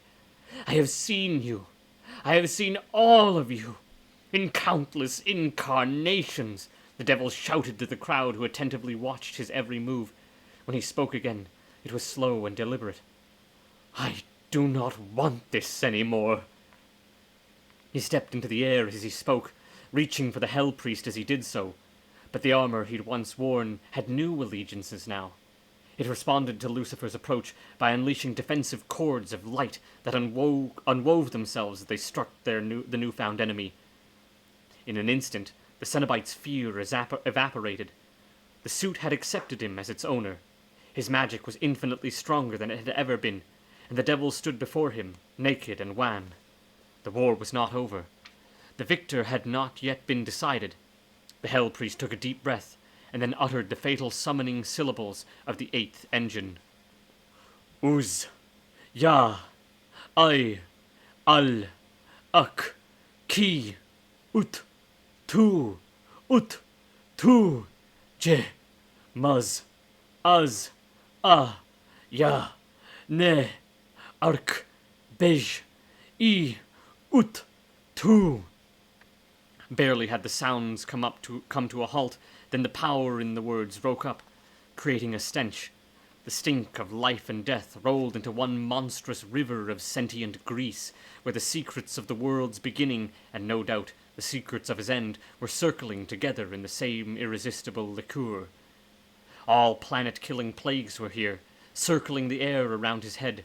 So too their antidotes, were anyone patient enough to track them down in the toxic populace of insanities and sickness. This was what the Hell Priest wanted, and he sank his hands wrist-deep into the other muck. Instantly, the muck responded, not only snaking up over him, but also narrowing its painless way into his flesh and bone and marrow so that its swampy substance could take possession of him. It was only when it rose up to his spine and started to pump its potent stuff into his head that he felt a spasm of unease. To have this primal power in his limbs and heart and belly was one thing. To have it in his mind, where he had always ruled unchallenged, refusing to indulge even the modest of mind-altering stuffs in order to keep his thoughts untainted, was not so welcome. The fluid seemed to sense his momentary resistance, and, before he could protest any further, it flooded his head completely. He let out a single grunt, and his body, still held aloft by his elite armor, stiffened. Then the Hell Priest started slowly to rise into a horizontal position. As he did so, the perfect symmetry of his scarified face was destroyed by the creation of new veins clawing their way across his pierced visage. The magic he summoned, carving levels of power his anatomy had not been designed to contain into his body. It not only forged new veins for his face, but it surged through his muscles underneath Lucifer's armor, making them swell until the angelic shell creaked with the pressure from his burgeoning body beneath. All of this, from the speaking of the syllables to his new position, standing in the air, had taken mere seconds, during which time the priest's eyes remained closed. When the display came to an end, Lucifer spoke. "Have you anything else to say?" "Only this," said the Hell Priest, as he opened his eyes, and into his vein-laced hands sprang two curved blades, tricks of his newborn will.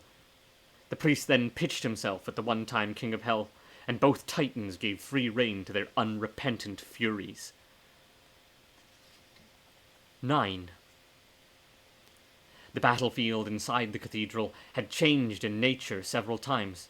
The fight, at first waged by demons, who seemingly neither knew or cared whose side they were on, now transformed into a bloodletting that had entered what was surely the final phase, in which the two central figures circled each other high above the heads of a mass of mutant demons, each collision of their weapons throwing off layers of blazing air. It was still an astonishment to Harry, seeing the creature, one he'd assumed was a not minor tempter in the infernal pantheon, so transformed by the fruit of his crimes, his murders, his thefts, etc., that now he was meeting in battle Lucifer himself, as though they might be equals. The two forces of nature exchanged no words. They simply clashed and circled again. Each possessed, it seemed, of an unequivocal desire to eradicate the other, to hack from that other life with such ferocity it would be as though the other never existed. As a result, the clamor of war cries died away. The only sound audible were the din of the Cenobite and the Prince of Darkness delivering their rage-fueled blows. The priest's newly recruited army had pared down to a core of maybe 1,000 demons who silently watched and championed the cause. The rest were gone, because they'd either sustained from Lucifer a fatal blow or simply lost the stomach for battle and fled the arena. Even the complaints and entreaties of the dying demons, like humankind more often than not, called for their mothers in the end, had diminished. The reason for all of this was not hard to fathom. The waves of energy released from the clash of Lucifer and the Hell Priest was one more blow than most of them could take. Now there were just a few survivors at the far corners of the cathedral, where the euthanizing waves did not break. And even they were growing steadily weaker as their blood and breath trickled out of their pierced bodies. The immense space, which had but a few hours before been empty and pristine, was now a crumbling slaughterhouse, with two forces of immeasurable power battling above the corpse-strewn ground below. Harry doubted very much that the Hell Priest cared about or even remembered him and his harrowers at this point. The battle against Lucifer consumed the Hell Priest's attentions entirely. The swords they wielded were not the only weapons at their disposal, of course. Lucifer's eyes, skin, breath, and sweat were all instruments of power in their own right, while the Hell Priest's syllable-summoned energies continued their expansion, surging through the design of the armor, spitting thorny cords of black lightning that wrapped around Lucifer's limbs, tearing open grievous wounds. There were enough felled bodies now for their departure to go unnoticed, and, with the Hell Priest and the Fallen Ones still engaged in their furies, there would not be a better time to slip away with their lives intact. "All right, time to move," Harry said. "We gotta get the fuck out of here before they're done comparing dick sizes. Is everyone ready for this?" "I'm ready," said Norma. "I can't stand the smell of this place." "I couldn't agree more," Lana said. "Hear, hear," Dale said. Let's get this business finished so we can all fuck off home." Harry and his harrowers made their way around the fractured ground from which Lucifer had risen up, and moved steadily toward one of the hold walls, unnoticed.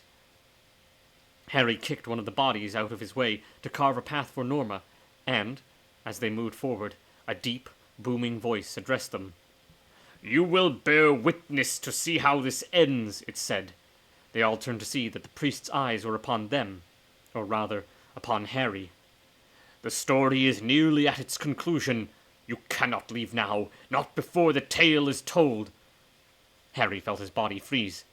Not in attendant horror, but in a physical response to an unheard utterance. He made a move to shout, to save his friends from the same fate, but he could do none of these things.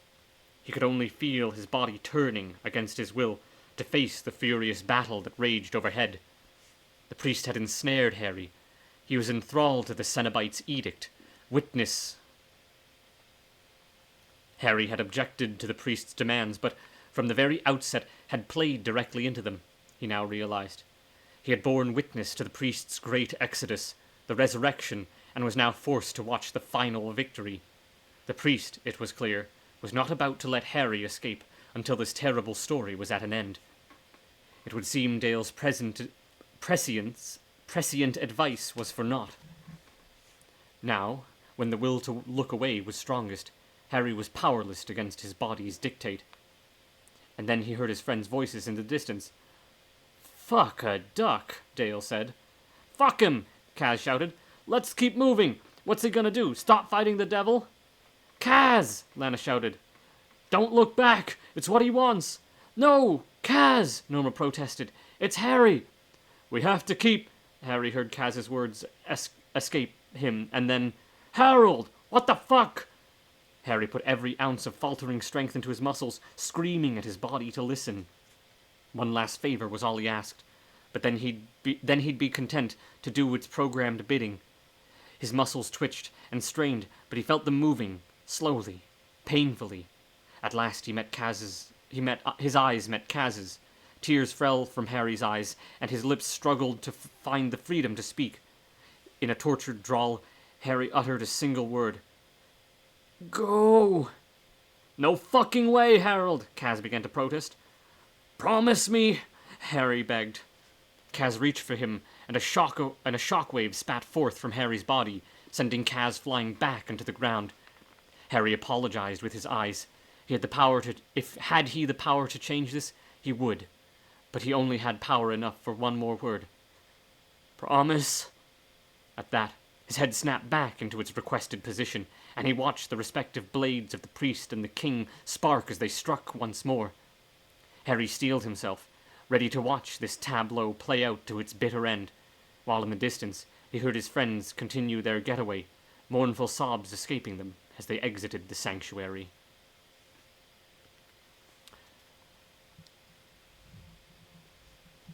10. Lucifer and the Hell Priest were still locked in battle, though it was clear from the slow strikes of their weapons, and the way their heads hung down between each strike of the blade against blade, they were fighting with the very last resources of energy they owned. The Hell Priest had begun to utter what sounded like a cross between a chant and an equation, numbers and words intertwined. As he spoke, he moved with startling speed around his enemy, avoiding Lucifer's blade, and dropping down as he did so until he was standing on the bodies below. The combination of words and numbers he was giving voice to was working some abnormal change in the dead and the dying. The process of decay seemed to have quickened in their flesh. Their muscle was seething as though flies had taken it for laying places. He cast his swords away, even though Lucifer was circling above him, preparing to swoop and deliver the killing stroke. The priest then stretched out his arms in front of him, palms down, and lifted his hands up to his chest. Whatever life and death he had seeded in the killing fields on which he now stood, he was taking it back and sowing it into himself. At his feet, the dead twitched violently as the Hell Priest litanies and equations drew back every last bit of demonic force from their desiccated corpses. It made a furnace of his body, in which the bones blazed bright, and his organs liquefied any impurity found within the vessel that was his body. The impurities spilled from the confines of anatomy. He bathed in them as they flooded out of his pores, eyes, ears, nose, mouth, cock, and asshole. His body purged every last bit of imperfect flesh from every opening it could find, creating a being beyond entropy. A being that no longer had need of lungs for breathing and bowels for shitting. A being that fed itself, its own blazing substance. And, as Lucifer touched down and prepared to strike, the priest's flesh let off a blinding brilliance. Lucifer shielded his eyes, as did every other living thing in the room save for the Hell Priest, who welcomed the death of his old body. He was still spilling the sequences of syllables and numerals that had initiated the working, the corpses beneath him still twitching and rolling in response to his instructions. But suddenly, the sequence of words and numbers reached a point of no return, and the blazing transfigurations in the Hell Priest's body became a single rushing motion. Each bright strand of ligament momentarily clear to Harry as a soul, stolen from the heap of corpses on which the Hell Priest had prepared his last show of empowerment. Then he was looking at Lucifer, who was eagerly preparing the next phase of this battle. As the devil began his assault, however, the Hell Priest reached out with limbs of fire and caught hold of Lucifer by the neck. Lucifer stabbed at him from left and right, but the priest's body was no longer susceptible to such assaults. Tongues of white fire emptied from the wounds, spilling out and knotting themselves around Lucifer's sword and up around his hands and arms. Lucifer let out a bellow of rage and struggled to free himself, but the enemy's protean body spat out fresh cords of flame that caught him by his genitals. Lucifer made one more attempt to press the point of his sword into the priest, shifting its target from the torso to the head. The Hell Priest responded by bending Lucifer's arms back behind his back on themselves, grinding their joints to bloody dust, and cracking the bones in a dozen places. The sword fell from Lucifer's grip, and the priest, with one quick motion, snapped every finger on each of his opponent's hands to be certain they would never pick up another weapon. Harry watched in breathless anticipation of Lucifer's reprisal, but much to Harry's horror, none came. "Is this the end?" the Hell Priest said. If Lucifer had any answer, he was beyond giving it in words. All he could do was raise his heavy head to meet the Hell Priest's gaze.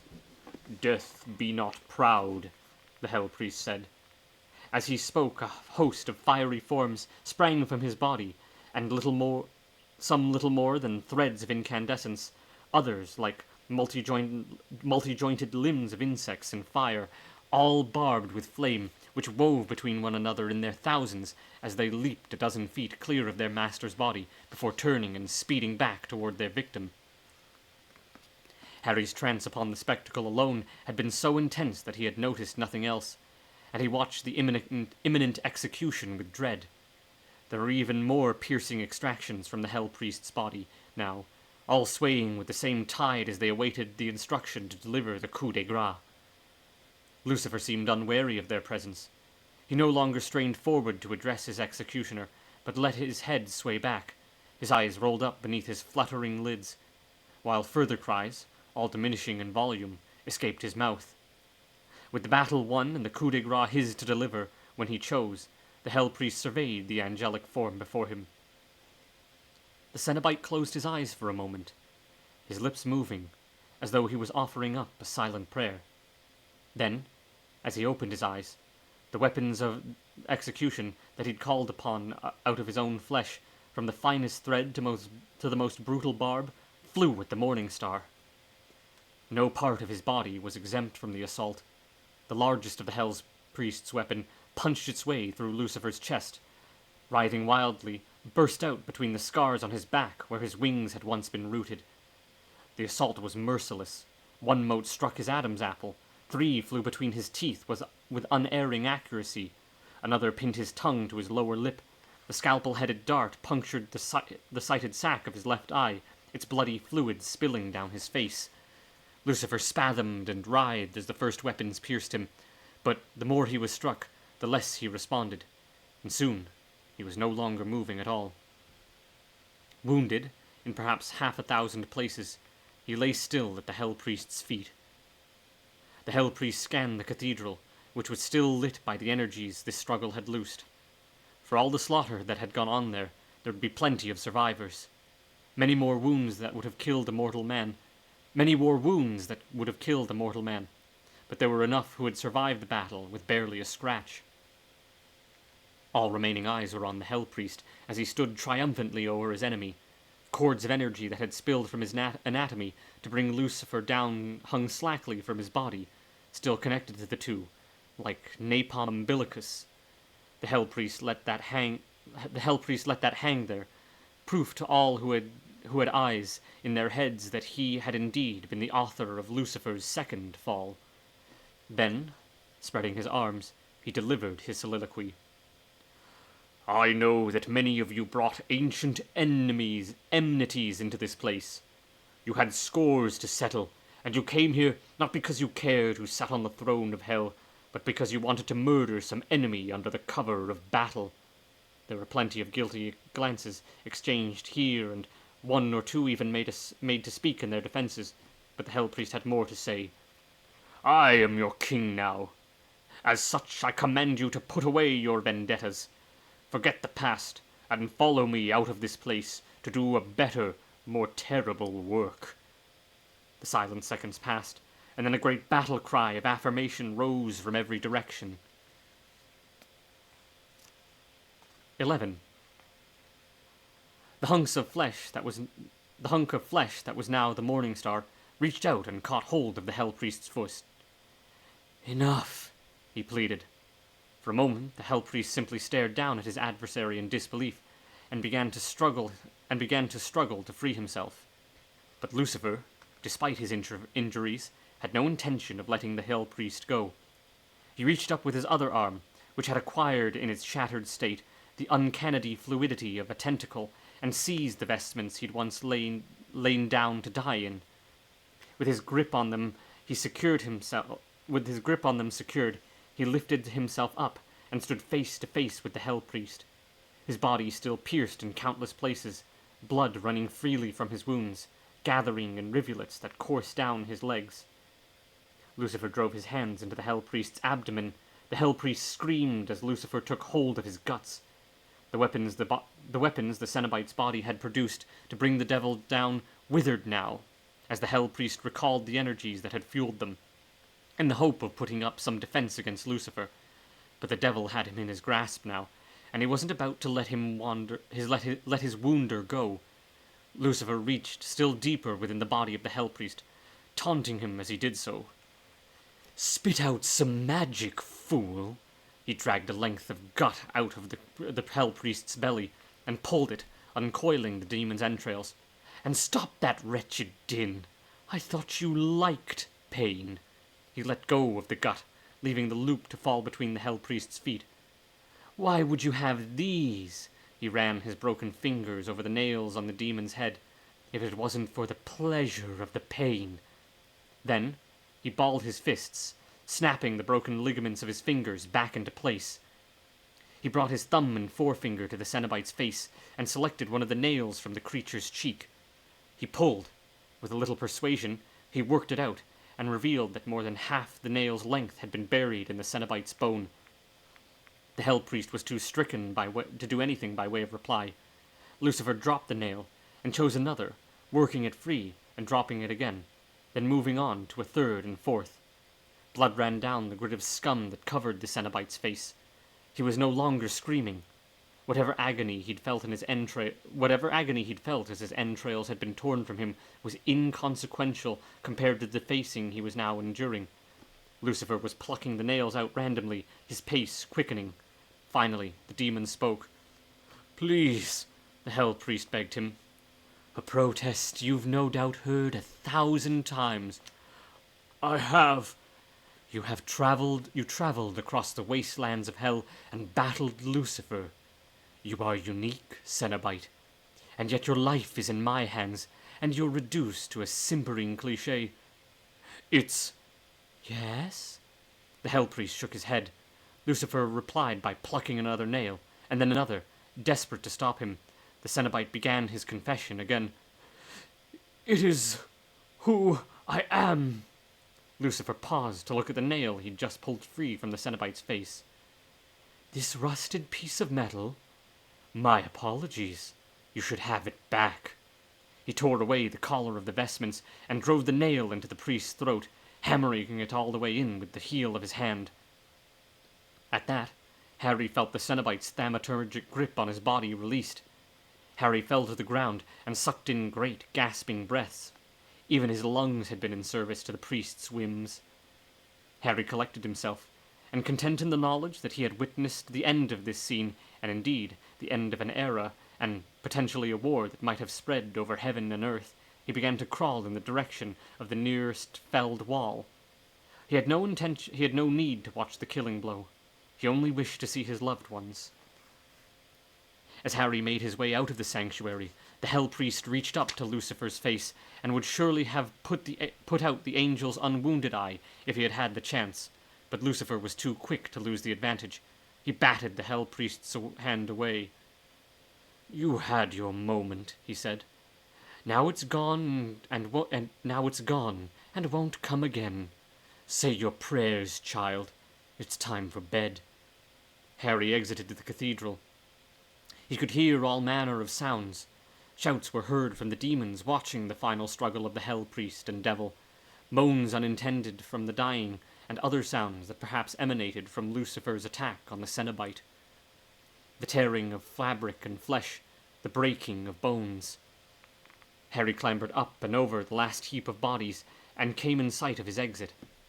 There were still demons lingering around the threshold, apparently uncertain of whether they should venture in or not. Harry wove his way between the loiterers and out into the open air.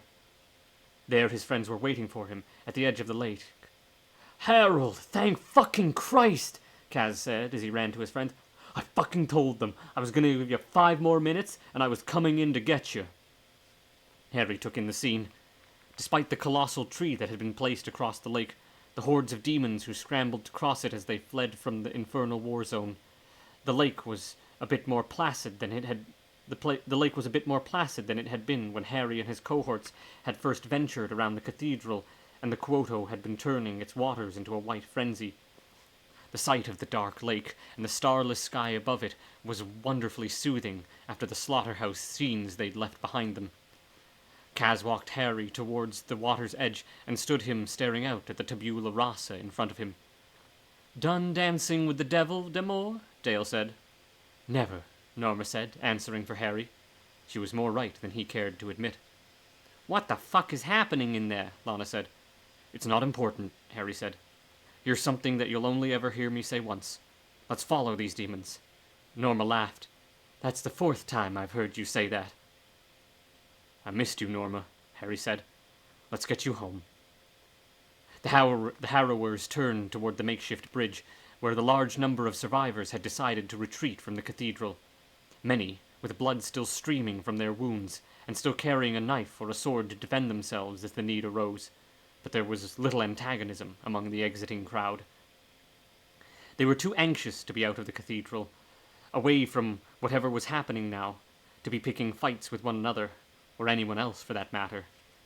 As Harry and his Harrowers moved across the bridge from the cathedral, Lucifer's booming voice could suddenly be heard. "I was an angel once, and I had such wings! Oh, such wings!" Everyone looked towards the cathedral, where cords of light now danced against the few walls that remained. "But they are just a memory now," he continued, "and I am left with a pain I cannot endure.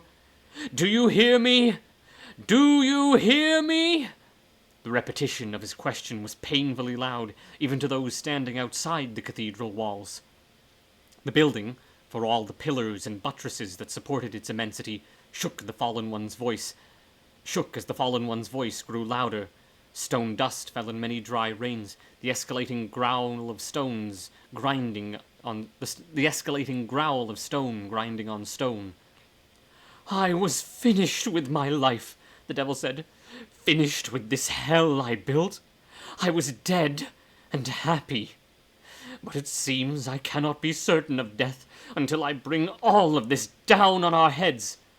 And there is no hell to call me back again. Hell is finished. Do you understand? If you have other places to go, then go while you can, because there will be nothing left when I am done. Nothing!" Oh, jeez, I'm peaking. 12.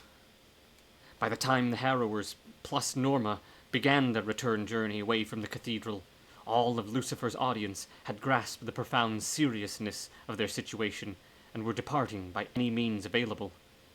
There were fissures in the walls now, rising from the ground like black lightning, the flying buttresses crumbling and the connecting stonework fractured and fell away, the capitulation of each buttress putting the central structure in an even greater risk of complete collapse upon itself. "What happens when we get off the island?" Kaz said as they went. "How do we get back home?" Henry threw him a despairing glance. "I don't have a fucking clue. But that old demon woman mentioned something about getting home, so I think we need to pay her a visit. As far as I can tell, we did make it out alive." "But will we make it out with our sanity intact, is the question," Norma said. "All I know," Lana said, "is that I'm taking alcoholism when this thing is over." "Make that a double," Dale said. The exodus from the cathedral was a chaotic flood of frightened demons. Many of them, in their haste to be away from the falling building, even more urgently from the creatures inside, were running through the shallows of the lake so as to avoid the crowded beach. It was only a matter of time before their plunging through the waters grew the attention of the Kuoto. The beast's surface, suddenly, in a great explosion of foaming water, which seemingly dislocated its lower jaw so that it protruded much farther than the upper. It easily scooped up 20 demons in one pass, then threw its head back, tossing its catch down its black throat, and plunged into the lake again, only to surface less than a minute later to do the same thing farther down the beach, closer and closer to the front door. Its appearance did little to dissuade many of the crowd from running out into the water almost immediately, preferring to risk being taken up by the beast than to be anywhere near the cathedral. Their frenzy was understandable. The roof was beginning to collapse now, churning up dust that was illuminated by a flickering blue light from within. There was one piece of good news for the harrowers. The newly constructed bridge that had been placed across the lake by the army of the Unconsumed made crossing back to the beach easier than having to fight for a boat. It wasn't an elaborate structure, but with the Kuoto busy digesting the remaining demons that Harry and company crossed from the body of water that reached the safety, Harry and company crossed the body of water and reached the safety of the beach without incident. They ran at speed, Kaz carrying Norma all the way. When they finally touched ground, it was not far from the demon encampment from which they had originally launched their boats. "We have to get to the village," Harry said. "The old lady will be there." "You all stay here and look after Norma," Dale said. "I'll go. It isn't far." "I'll go with you," Kaz said. Harry, Lana, and Norma found a place up off the beach under the shelter of what looked to have been a small copse in better days, now reduced to little more than a few desiccated, leafless trees. "We'll wait for you here," Harry said. "And if you don't come back in an hour or so, I'm going to come looking for you," Lana said. "I don't trust that old woman." Kaz and Dale headed toward the camp, while Harry did his best to make Norma comfortable on the uneven ground. "What were you thinking, Harry?" Lana asked. "Ha!" Norma barked. "There's a can of worms." Harry's heart warmed. Norma was back in his arms, bruised but alive. And hearing her familiar maternal tone again made him feel like things might just work in his favor for once. He turned to Lana and spoke. "Going through that," Harry said, gesturing towards the compromised structure, "makes me feel a little used up inside. But everything's going to be all right. Right?" The cathedral's demolition continued, though it had slowed now that its walls were, in several places, little more than heaps of rubble. "I don't think that's how life works," Lana said. "But at least it's something you can depend on from the moment we enter this fucked up world. I think babies cry when they're born because they know they're going to be born with the knowledge of all the terrible shit that's going to happen to them. That's why I never had kids. Every life is a death sentence. We just forget it later in life. Like dreams we lose the second we wake up. Whether we worry about it or not, the shit's still gonna fly. The important thing is, we're here, at least for now." "Reassuring," Harry said. "All the more reason we get out of here as fast as we can." Lana looked along the beach. "I lost sight of the boys. Hopefully they're getting some help from that old bitch." "There you are, witness." The Hell Priest appeared suddenly. He walked off the bridge and made his way over to them. The condition of his body so ragged, and his face so utterly devoid of its former symmetry and elegance, that unless he had spoken, Harry would have passed him by unnoticed. Now they stood face to face. The crowd turned past them, and on up the beach and away into the darkness. Demore realized then that his tattoos hadn't let off any alarms in hours. Maybe he'd burned them out. Whatever the case, they'd betrayed him. He crossed in front of Norma to protect her. Lana shut up, readying herself for a fight. "Jesus Christ," Harry said. "You look like hell." "My witness. My faithful, unerring witness. It's gonna make a hell of a book, Pinhead. It is a shame that you will not see its end now. You live in the dark, Demore, and that is where you will remain," the Hell Priest replied, and so saying, he raised his hand to his face, whispering an indecipherable incantation. The words ignited in the cage of his blackened fingers. "Still more tricks," Harry said. They've done enough wonders for you so far." He moved to the right of the demon and took 2, perhaps 3 steps down the beach to better position himself for a fight. But the Hell Priest had other plans, and against his will, Harry felt himself once more lose control of his body. "Fucker!" Harry shouted. "Harry?" Norma called out. "No!" Lana screamed as she advanced. "Away, cunt," the priest said to her, "or I'll see to it that your punishment far outweighs your crime." "Norma, Lana, let it go," Harry said. "This is between me and Pinfuck." Harry's eyes began to prick. "Christ, what are you doing?" His heart quickened. Not beating, but hammering, and with each hammer blow, the pricking worsened, as though invisible hands were steadily pressing white-hot needles into his eyes. He tried to blink, but his lids refused to close. The Hell Priest had turned to watch him, Harry's eyes catching a gleam of that cold blue light that Lucifer was emanating. As the pain increased, darkness crept in from around the edge of Harry's sight. "Look your last, witness." Though the priest still had magic, the strength of his workings had clearly left him, and the workings on Harry's body was nowhere near the paralyzing thrall the priest had held over him in the cathedral. Harry fought the magic and reached out, making contact with the Hell Priest's cold, wet body.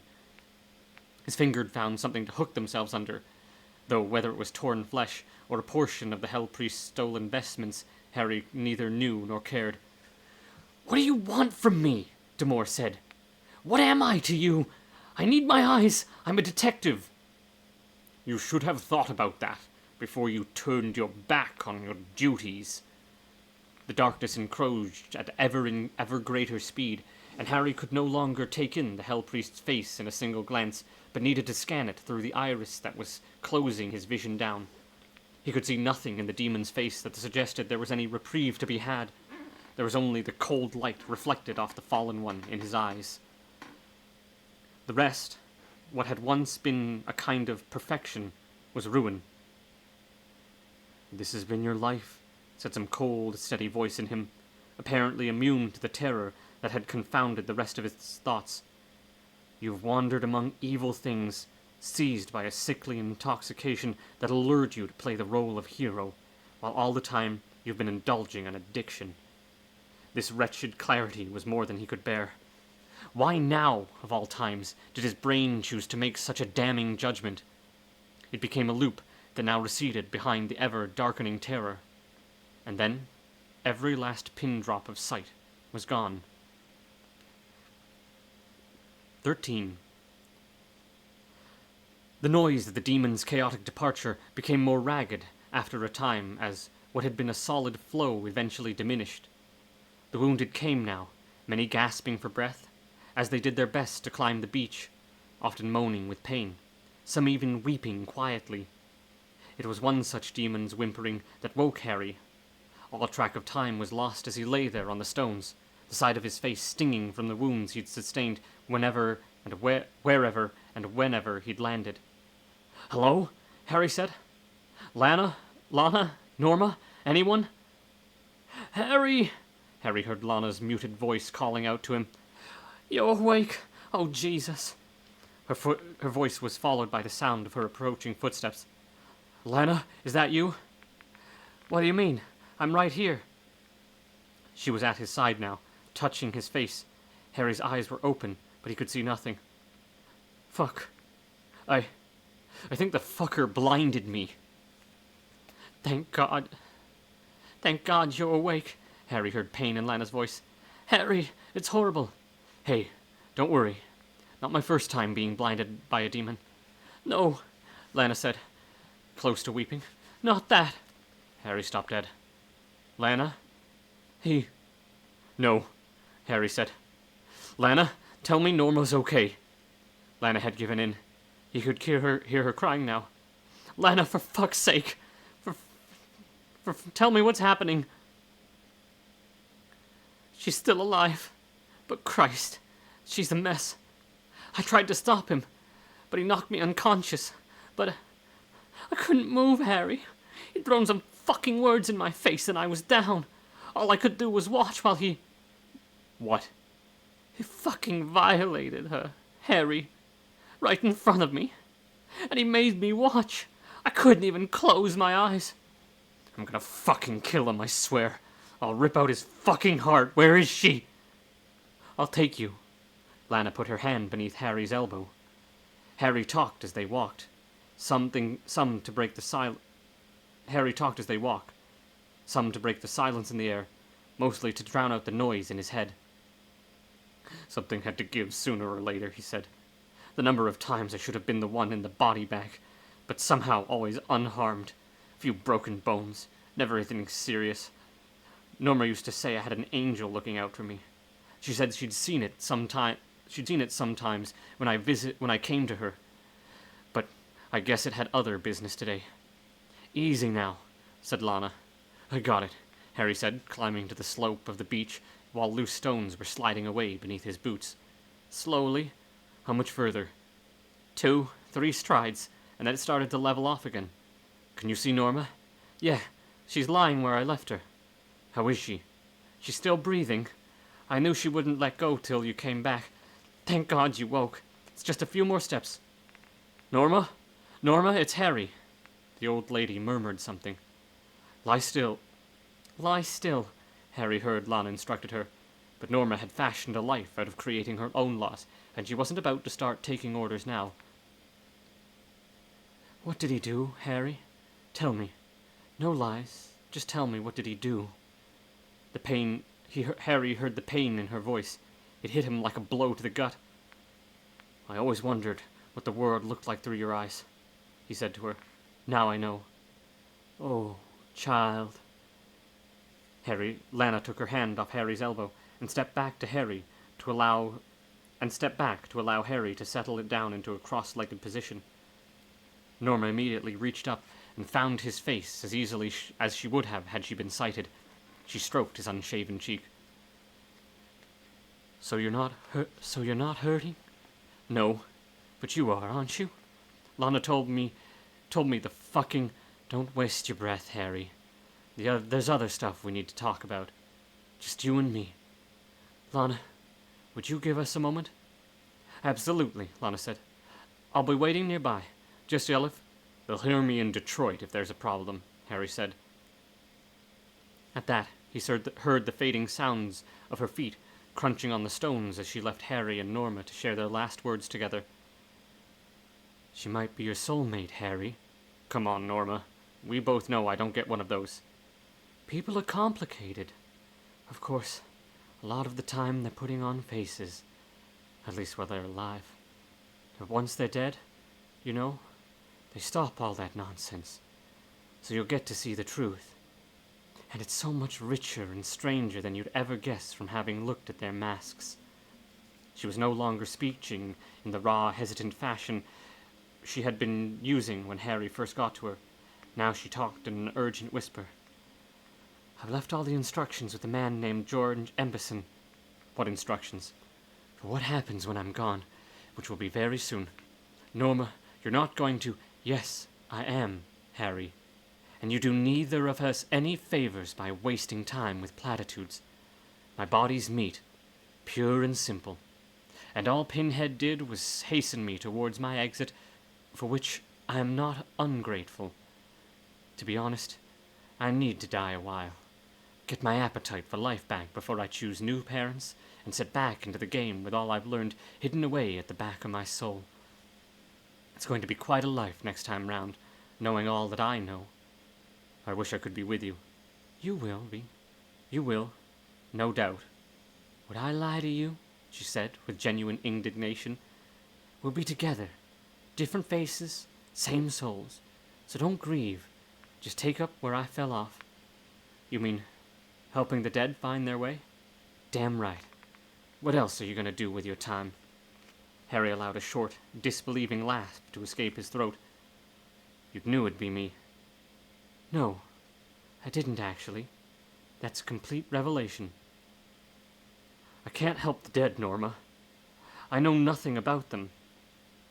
You knew enough to get down into hell and save my sorry soul, and that ended up great for all of us. You think this is a fuck-up? Of course it is, Harry said. You're dying. Harry, she soothed him, stroking his face. Listen to me. Things are never the way they seem. You did what you thought you should, because you're a good man. You came down into hell to find me. Into hell, Harry. There aren't many people who drive to Jersey for their own mothers, never mind venturing into the abyss for some old, blind, half-crazy woman. You're not... Listen to me. It wasn't about me in the end. It was never about me. I was just the bait. I don't understand. I don't either, if it's any comfort. But think about it. Think about how things have changed down here, in this place itself, obviously, and within you. I'd be willing to wager. All because you chose to come looking for me. So, somebody set this all up? Is that what you're saying? Not at all. That's magical thinking. But you said you were bait, and that means there had to be a fisherman, doesn't it? Norma took a long moment to think through this before she replied. We're all in it together, Harry. We're all pieces of the fisherman. I know that sounds like a bullshit answer, but you'll see. When you start to work with the dead, everyone's complicit. The most innocent little kiddies, babies who live only a day, an hour. They still had a hand in things, even their own deaths. I know that's very hard for you to get through your head right now, but take it from someone who spent a lot of time with death. She paused, and Harry heard her make a half-suppressed grunt of pain as she shifted her bruised body. I'm still gonna kill him, he said. I'm fine, Harry, she said. You don't need to worry about me or him. He's just one of the lost and afraid. Everyone's so fucked up. She laughed lightly. It isn't really funny, she went on, the laughter subsiding. The world's soul is sick, Harry. Crazy sick. And if we don't each do our part to try and get to the root of its pain and burn it out, then everything is for nothing. So what can I do? I can't answer all your questions, Harry, Norma said, her reply tinged with an unsettling remoteness. They're not all going to get answered. You need to accept that. How about we split the difference? I'll acknowledge it, but I won't accept it. Norma reached out and gripped Harry's arm, seizing it with the accuracy and strength that astonished him. I'm happy. Just us. You really happy? Harry said. He tried to keep the doubt from his voice, but knowingly failed. Of course, Norma replied. With each syllable, her voice grew weaker. I'm gonna miss you so goddamn much, Norma. I love... But she didn't have the strength to finish. She trailed off as the breath that had carried her words ceased, and with a barely audible click in her throat. He didn't need to speak her name and have his call go unanswered to know that she'd taken her leave. He reached out, tentatively, in hope of finding her face so as to close her eyes. To his surprise, his fingers found her cheek with the same uncanny accuracy he'd seen her demonstrate. The image of what he's doing appeared in his mind's eye, like fixed like a painting, attempting to close the eyes of a blind woman after death. It was easier than he wanted to be. Her eyelids obeyed the slightest touch of his fingertips and closed forever.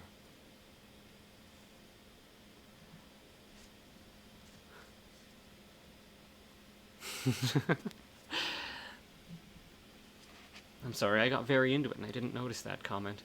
Uncommon size, meaning minuscule, of course. Of course. There is one more book to finish. We are going to finish it, but I'm going to step away for a moment, wet my throat, and let you guys enjoy the soft music for a while.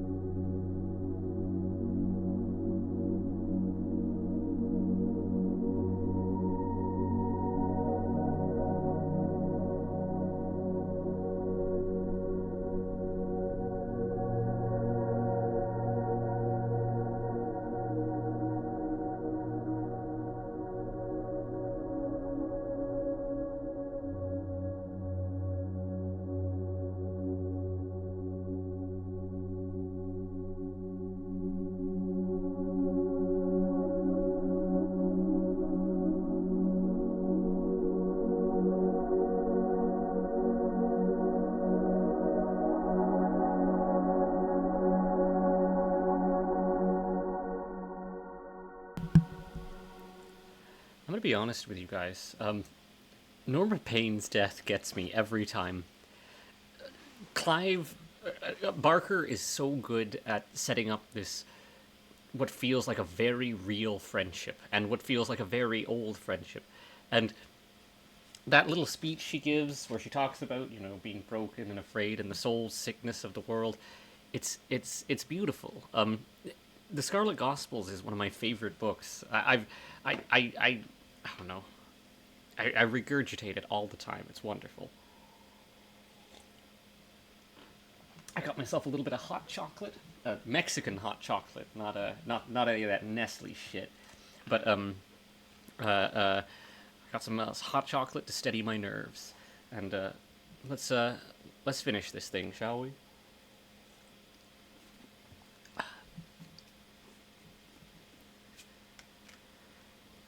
Book 4, Fallout.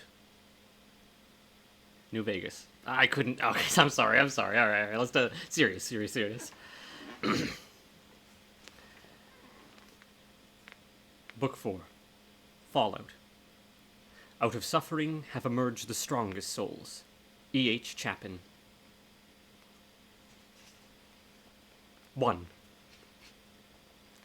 Lucifer, once the most beloved angel in that incandescent dimension that mortal men call heaven, exiled from its glories by the powers of his creator, thrown into a place of rock and darkness where, in defiance of his creator's torments, he made a second heaven, or at least attempted to, which mortal men had come to call hell, stood amid the wreckage of his cathedral and planned for a second time his farewell to life. He wouldn't make the same mistakes this time as he had the first. There would be no cathedral to serve as a place of pilgrimage for those who wished to meditate on the injustice and tragedy of his story. Nor would the underworld be populated by the bastard children of the damned and their tormentors, the latter, rebels like himself, thrown down from heaven for conspiring with him to rule its throne. Enough, he murmured to himself, and then raising his voice to a bellow that it could be heard at the farthest reaches of hell. Enough! The shout caused the stones on the beach to leap up as if in terror, and then drop and rattle down the incline toward the lake, whose surface was also stirred into agitated motion. Kaz and Dale had failed to return, and rather than wait at the side of their departed den-mother, Harry and Lana set off in search of their friends. They had just reached the Azil's encampment when Lucifer unleashed his shout, and the noise brought the old dreadlock demon woman out of one of the shacks. She had a knife in her hand, and her locks were in disarray, as though she'd been interrupted in the middle of something important and physically demanding. Upon seeing Harry and Lana at the edge of her property, she waved the knife in the air with a wild threat. "What do you do here?" she demanded. "Have you seen our friends?" Lana asked. "No, please, now going," the demon woman hissed. "But your tone is so convincing," Harry said. "Really," Lana said to the demon woman. "I'm sure you wouldn't mind if I look around, do you?" And so saying, she headed straight for the demon's tent. The demon woman's response was to spit full force in her face, the saliva stinging Lana's skin and burning it so viciously that she stumbled and clutched her face in agony. "Fucking bitch!" Lana said. "Lana, what's happening?" Harry asked. The demon woman seized her advantage, and without hesitation, clutching her knife, she first sliced up across Lana's chest, and then came back down across her belly, spilling blood with both attacks. Before she could wound Lana a third time, she retreated clumsily into the dying fires near the tent's entrance, turning up the red-hot embers beneath the ashes. She smelled the stink of boots, cooking, and felt the heat on her soles. But she wasn't going to stumble back out into the path of the old demon woman's knife. So instead, Lana kicked the embers in her direction. The demon loosed a stream of curses as they sprayed in all directions and met her flesh. "Don't worry, Harry," Lana said. "I got this." The demon, as if in response, took 2 unhindered steps before she came at Lana again. But this time Lana was ready for her and dropped down to avoid the swing of the old woman's blade. Then Lana threw herself at the demon and grabbed her by her neck and knife arm, shaking the latter till the demon released her knife. With the demon woman unarmed, Lana released her scaly arm and put both of her hands to the old woman's neck. "Where are our friends, you ugly cow?" the demon woman hissed by way of reply. The wounds she'd given Lana hurt, and the pain fueled her rage. "Fine. I'm just going to kill you now," she said, half meaning it, "and throw you in the fire, then find myself." "Crazy woman, man! Slaughterer of demon nation!" "I'm happy you've been paying attention, cunt," Lana said, tightening her hold on the woman's throat. The old demon woman's strong, bony fingers pulled at Lana's hands, desperately trying to loosen Lana's grip. But the half of Lana that truly intended to strangle the life from the demon had her pressing her thumbs side by side against the demon's windpipe. The old woman started to make a nasty, rattling grasp, and her hands lost the strength and slid away from Lana's, whose sanity prevailed as she finally let go of the demon completely. The old woman dropped to the ground, using the first available breath to begin cursing Lana again. Lana picked up the old woman's knife and tucked it through her belt. "Sticks and stones, bitch," she said. "Come on, Harry." "Wait." Harry held Lana at bay, turned in the direction from which he'd heard the demon woman's hissed curses, and addressed her. "You said something about worms leading the way out. Tell me what that means. Are there wormholes we can travel through? Answer me!" You die now is what meaning," the demon woman said. The toe of Lana's boot met the demon woman's mouth, and the demon flew back several yards, landing on a twisted heap. "Wrong," Lana said, rubbing her face to clear the last bits of the demon's toxic phlegm. Lana then grabbed Harry's arm and led him inside the tent. There was a small fire burning inside.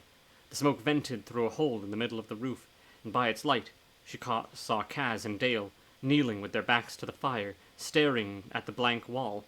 Their hands were crossed behind them, as if they were tied, though they weren't. Lana went to them.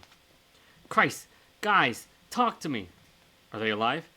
"Yeah, she has them tied up, or under some sort of trance, but they're alive." Lana grabbed Kaz's hands in an attempt to establish contact and break the manacles of his mind. A shudder passed through his body by way of his response, and he made a muted, wordless sound, as though talking in his sleep. Lana went down on her haunches, and with her back against the shack wall, and looked at Kaz's face. His eyes were wide, and his mouth tight. He stared straight ahead of her, beyond her, his gaze unshifting. "Kaz? It's Lana. Can you—" "Hey, you fucking guys," Harry broke in. "We've gotta go. Lucifer is making a hell of a bark, and I don't want us to be here when he decides to bite." Kaz made the same wordless noise he made before. Lana moved her open palm back and forth in front of both Dale's and Kaz's eyes. Neither of them blinked.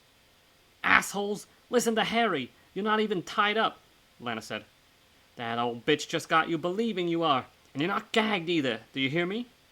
Again, the muted noise from behind sealed lips. "It's a trick, that's all," Harry said. "Some stupid incantation.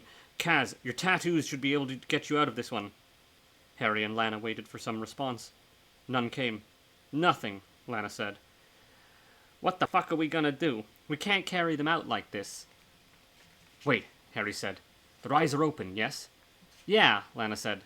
"They're not even blinking. It's creepy as hell. Are they staring at anything in particular? Is something in their line of sight?" Lana glanced at the wall in front of Kaz and Dale and saw that painted on the tattered sheet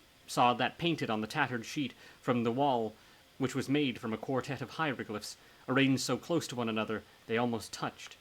Dale and Kaz's eyes were fixed upon the glyphs. "Ha!" Lana said.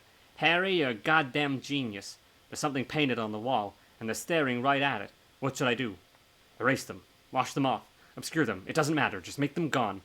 "Can do," Lana said, putting her hand to her chest wound and wetting her palm with blood. She went to the wall and wiped the blood over the hieroglyphs, obscuring them completely. The release was immediate. The invisible ropes, gags, and blindfolds all lost their grip on Kaz and Dale's imaginations.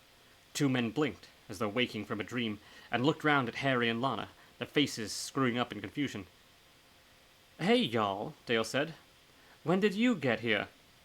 "When you two queens failed to show," Harry said. "We came looking." "Good thing, too," Lana said. "A few more minutes, and I think you would have been that old bitch's dinner." "Jesus," Kaz said. "Really? The last thing I remember was getting to the edge of this village and then this. I'd be willing to wager that old bitch knew some even older magic. I don't know how else she would have made it past your tattoos. Harold, why aren't you looking at me? It is rather odd, Dale chimed in. And where's Norma? Harry pursed his lips and gave a single slight shake of his head by way of reply.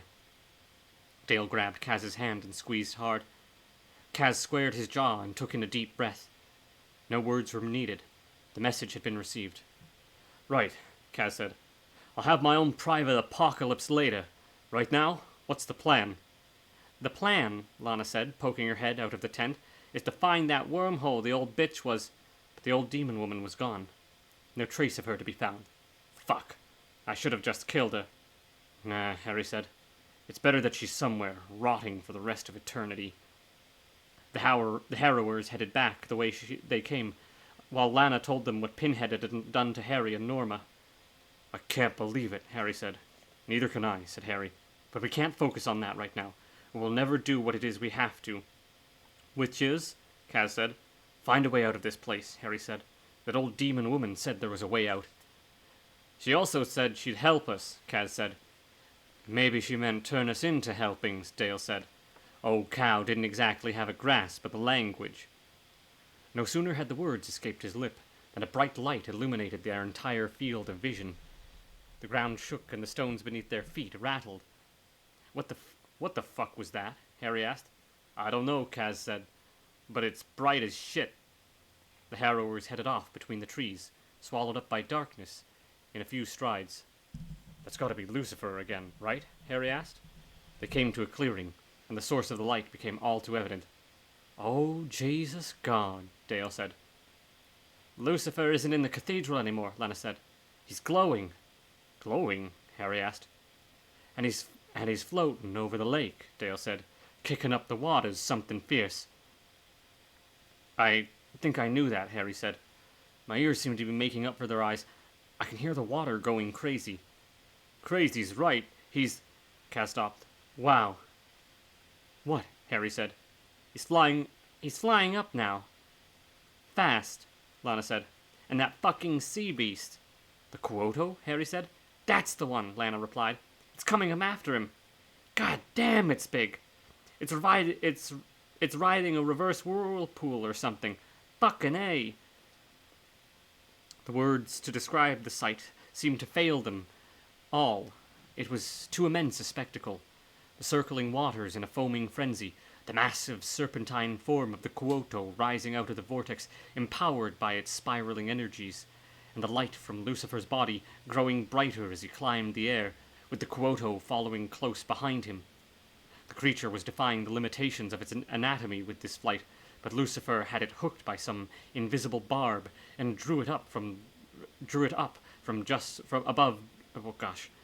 Lucifer had it hooked by some invisible barb and drew it up above, just as the waters had cast it skyward from below.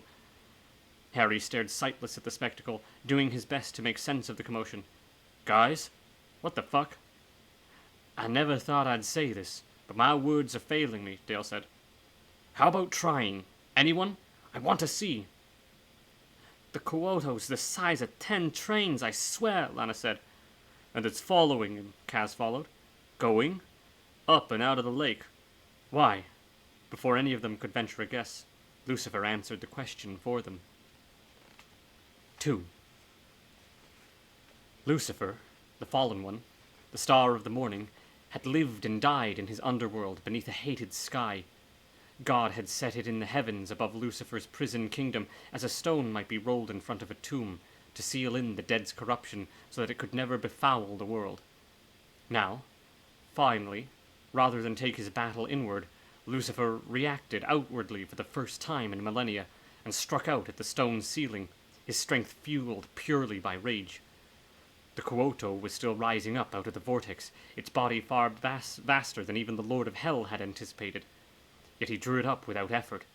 Although it roared at its displeasure at being ejected from its natural habitat, its breath stinking of dead meat, and its entrails, it wanted Lucifer in its belly more than anything its hungry eyes had ever settled on. and for that reason alone, it didn't fight to free itself from the hold that had been placed on it. Soon it would catch up with the morning star and swallow him whole. He was so close, just a tiny distance beyond its gaping maw. Any moment it would have him. But no, Lucifer kept rising, and the Quoto came after him, coil upon coil rising skyward from the vortex now 1,000 feet below.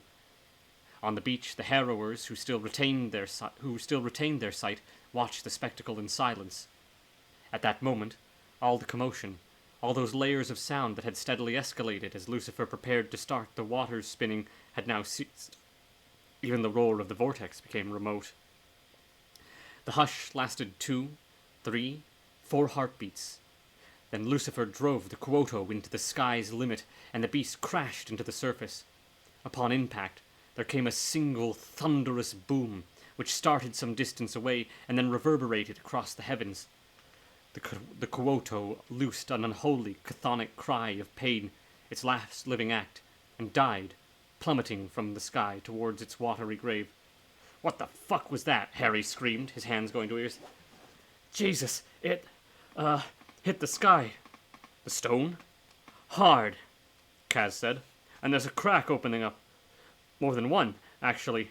A lot more. Fuck, there's cracks spreading over the whole damn rock. And where's Lucifer? He's right up against the stone, forcing the cracks open with his light. And the Quoto? Dead. Falling. I've never seen anything like it." "I got the picture," Harry said.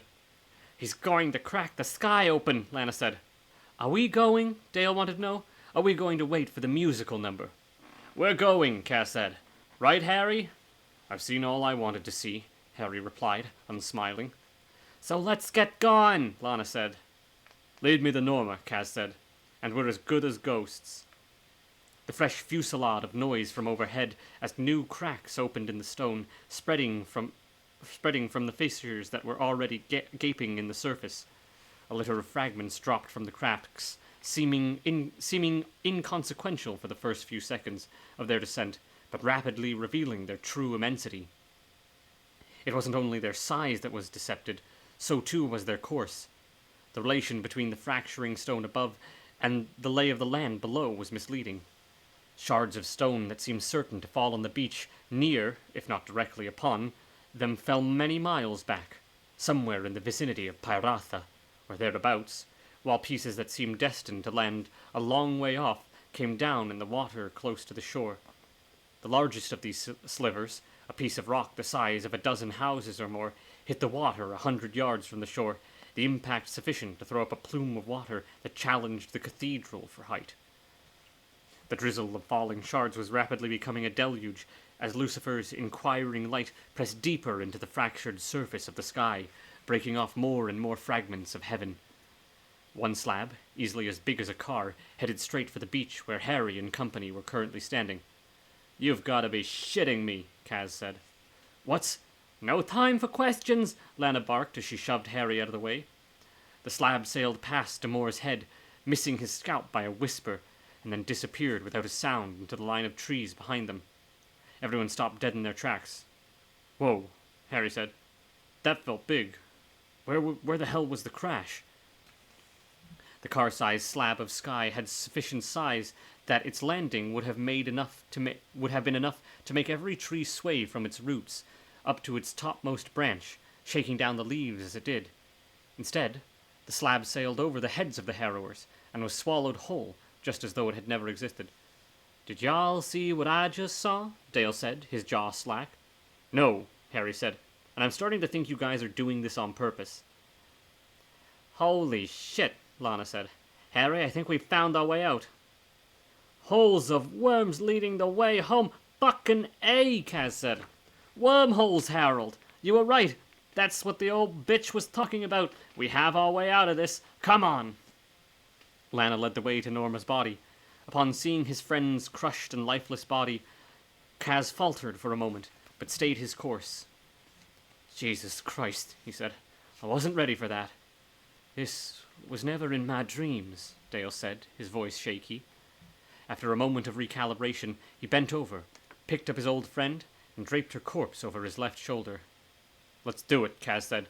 We wouldn't leave without her. We said we wouldn't leave without her. Together they marched out across the inland edge of the trees into a landscape of piled obsidian boulders. Here, the deteriorating heavens shattered with loud cracks as they struck the obsidian. The shrapnel that sped off in all directions from these bits was potentially lethal, ricocheting off the black boulders like bullets. Heads down, the harrowers wove among the boulders to find their wormhole. Jesus, Harry said. How much longer is this going to keep up? From the looks of it, I think he aims to flatten all of hell, Kaz said.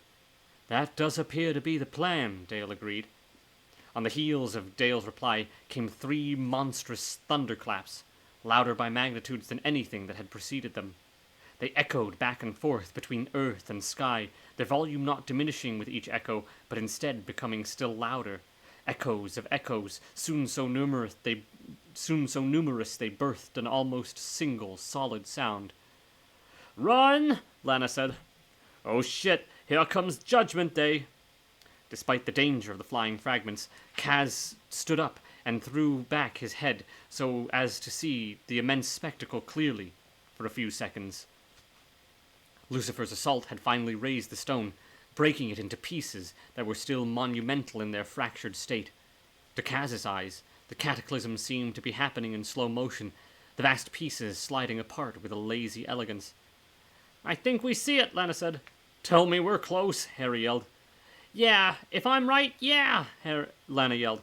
There's a spot ahead, between 2 boulders, where the rocks aren't ricocheting. That's gotta be it, right? Kaz pulled his reluctant eye off the sky and glanced in Harry's direction.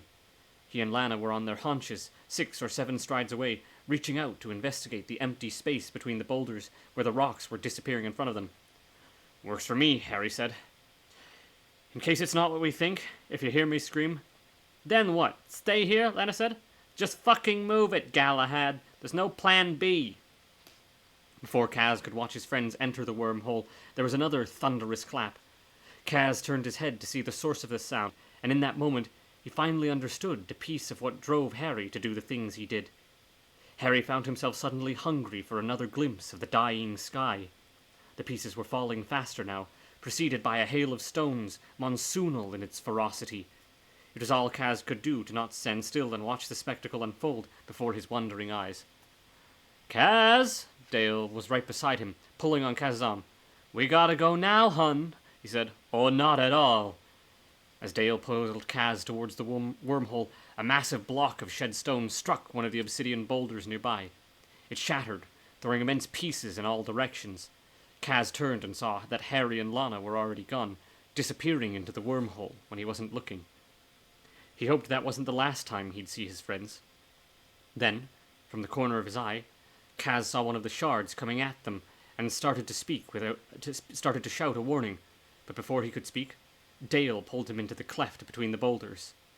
Abruptly, the dark, roaring landscape and its splintered falling sky were gone, and he and Dale were in another place entirely, where only smears of light, speeding across their path or over the uneven ground they stood on, offered any clue to their location. So this is a wormhole, Kaz said. I reckon, said Dale. Never been in one till now. It's hard to make sense of what's where, Kaz said. Harry? Lana? There was no reply. Where the hell did they go? Do you see them? Honey, I don't see shit. I just hope this doesn't dump us somewhere in the middle of the Atlantic. No, said Kaz. We're going to step out into Times Square, and it'll all have been a dream. His remark was punctuated by one almighty, albeit muted, crash from the other side of the threshold, as the remains of the stone dropped out of the sky over hell, crushing the infernal landscape beneath its bulk. The reverberations leaped at the threshold and disappeared their energies through the broken ground, sparking lights that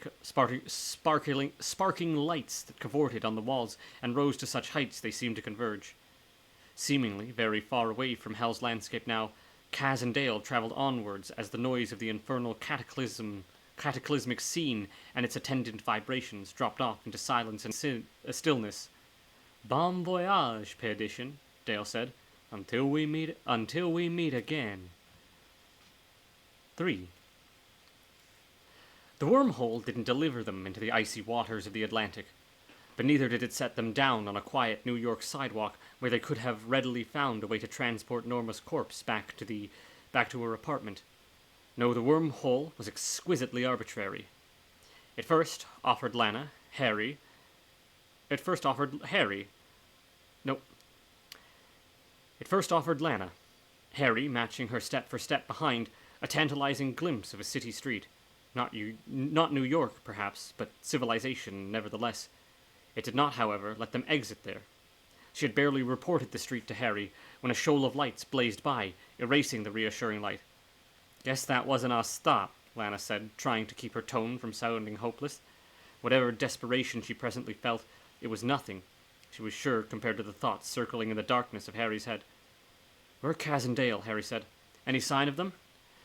"No, but I'm sure they're not far behind us," she lied. "Don't worry, we've got another stop coming." She wasn't lying that time. Even as she spoke, a new door was presenting itself. It was far less reassuring than the scene that the city street had preceded it, a landscape of black rock and unsullied snow, its drifts being stirred into blinding white veils by a relentless wind. "If this is our stop, we're fucked," she said. It wasn't. Once again she had barely glimpsed the scene when it was erased by the same shoals of light. A little time passed while they walked down the wormhole in silence. Lana was in the lead, with Harry's right hand laid lightly on her left shoulder, just to keep Harry from falling as he walked on the uneven ground. A third doorway came into view, and the landscape at least looked warmer than the one preceding it. An American highway, to judge by the signs, running through a desert landscape. The image solidified, signifying to Lana that this was it. The ground of the wormhole then threw a length of its light-soaked darkness out into the yellow-orange dust at the side of the highway. "Not quite a red carpet," Lana said, "but it does the job. We should hurry before the fucking thing changes its mind." Lana brought Harry out into the heart of a desert noon, and glancing back at the wormhole, saw Kaz, Norma slung over his shoulder, and Dale, as they too stepped off the light-smeared ground to find that there was nothing but empty air, shimmering with heat, and then the wormhole vanished. "Where were you?" Lana shouted. "I thought you were dead." "I thought you said they were behind us," Harry said, a wry smile on his face. "Don't break my balls. I had to keep us moving." "How long have you been waiting here?" Kaz said. "We haven't," Harry said. "You stepped out right after we did, but it could have been hours apart to you. I don't expect a wormhole to adhere to our laws of time and space." "Well, it's damn good to see everyone again," Kaz said. "I can't believe we made it." "We didn't all make it." "I know, Harold," Kaz said, clutching Norma closer to his body. "You don't have to remind me. I'm happy we're all at least together. I didn't know where that thing would spit us out, or if it would take us all to the same place. Does anyone know where we are?" "Out of the fire," Dale said, "and into the frying pan." I'll drink to that," Lana said, as she peered down the length of the highway, which ran without so much as a 1-degree accommodation down its entire visible length. "Wherever we are, or wherever we go from here, nothing will be as bad as what we just faced." "There's a building a few miles in that direction," Dale said. "I don't see it." "Me neither," Harry said. There's that trademark wit," Lana said. "Anyway, I see the building too. It's far, but it's there. It might lead us to a city." "I guess we go that way then," Kaz said. "We could wait for some traffic," Harry offered. "Get somebody to pick us up." "Please," Dale said. "I'd like to meet the driver who'd stop to pick up a dandy, a dyke, a blind man covered in blood, and a nearly 7-foot tall queen carrying a dead black woman." Suddenly, "I'm glad I'm blind," Harry said. "Yes, you are. So we're walking then. Let's." With a plan agreed upon, they started down the straight highway. They walked for a time, and as they walked out, a few autos heading in their direction passed them by. Each vehicle slowed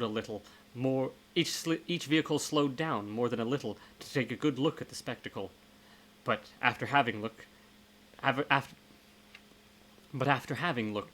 each driver moved on with haste, kicking up choking clouds of yellowish dust as they sped away.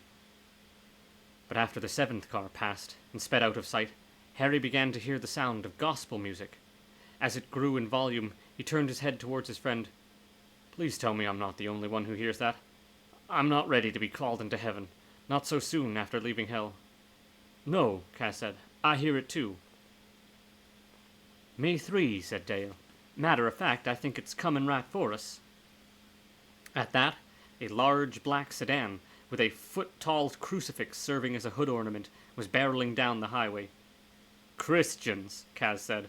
No hope there, I'm afraid. Kaz turned his attention back to the road ahead and shifted Norma's weight on his shoulder. Norma's body had seemed so very light when he first shouldered it, mere skin and bones, but he was a lot weaker now, and though he moved her body from his left shoulder to his right and back again, and sometimes, to ease up on his shoulders, he simply carried her, draped over his arms, there was no real relief. He had no intention of laying the body down, not without any real notion of their whereabouts. He would never forgive himself if any harm were come to Norma's remains just because he'd neglected them for a moment. Forgiving himself for allowing her to die would be hard enough, he knew, so he trudged on, focusing on his diminishing energies on the piece of ground ahead of him where he would presently set down his foot. Then, on the next piece of terrain, indistinguishable from the previous, except in one vital regard, it brought him closer to the end of this insane journey to hell and back, closer to his tiny store at 11th and Hudson, and the smell of inks and the prospect of another breathing canvas standing naked before him, shaking, some of them, with happy anticipation of the adventure ahead. Oh, to be there right now. To crack a beer. No, fuck the beers. Right now he'd kill for a glass of ice-cold milk. Are you folks looking for a ride? The voice smashed into Kaz's thoughts like a brick wall. The harrowers turned to see that the voice had come from the driver of the black stretch of the limousine. Please, God, yes. A young, pale-skinned, bespectacled man in a short-sleeved white shirt and a narrow black tie opened the passenger door and got out. The name's Welsford. You folks look like you need some help. The Reverend Kucheva wants you to accept his invitation and step inside and out of this monstrous heat. And we happily accept, Harry replied, but I should tell you that one of our number is dead. Yes, I tried pointing that out to the Reverend, but... Hallelujah, came a voice from the back of the car.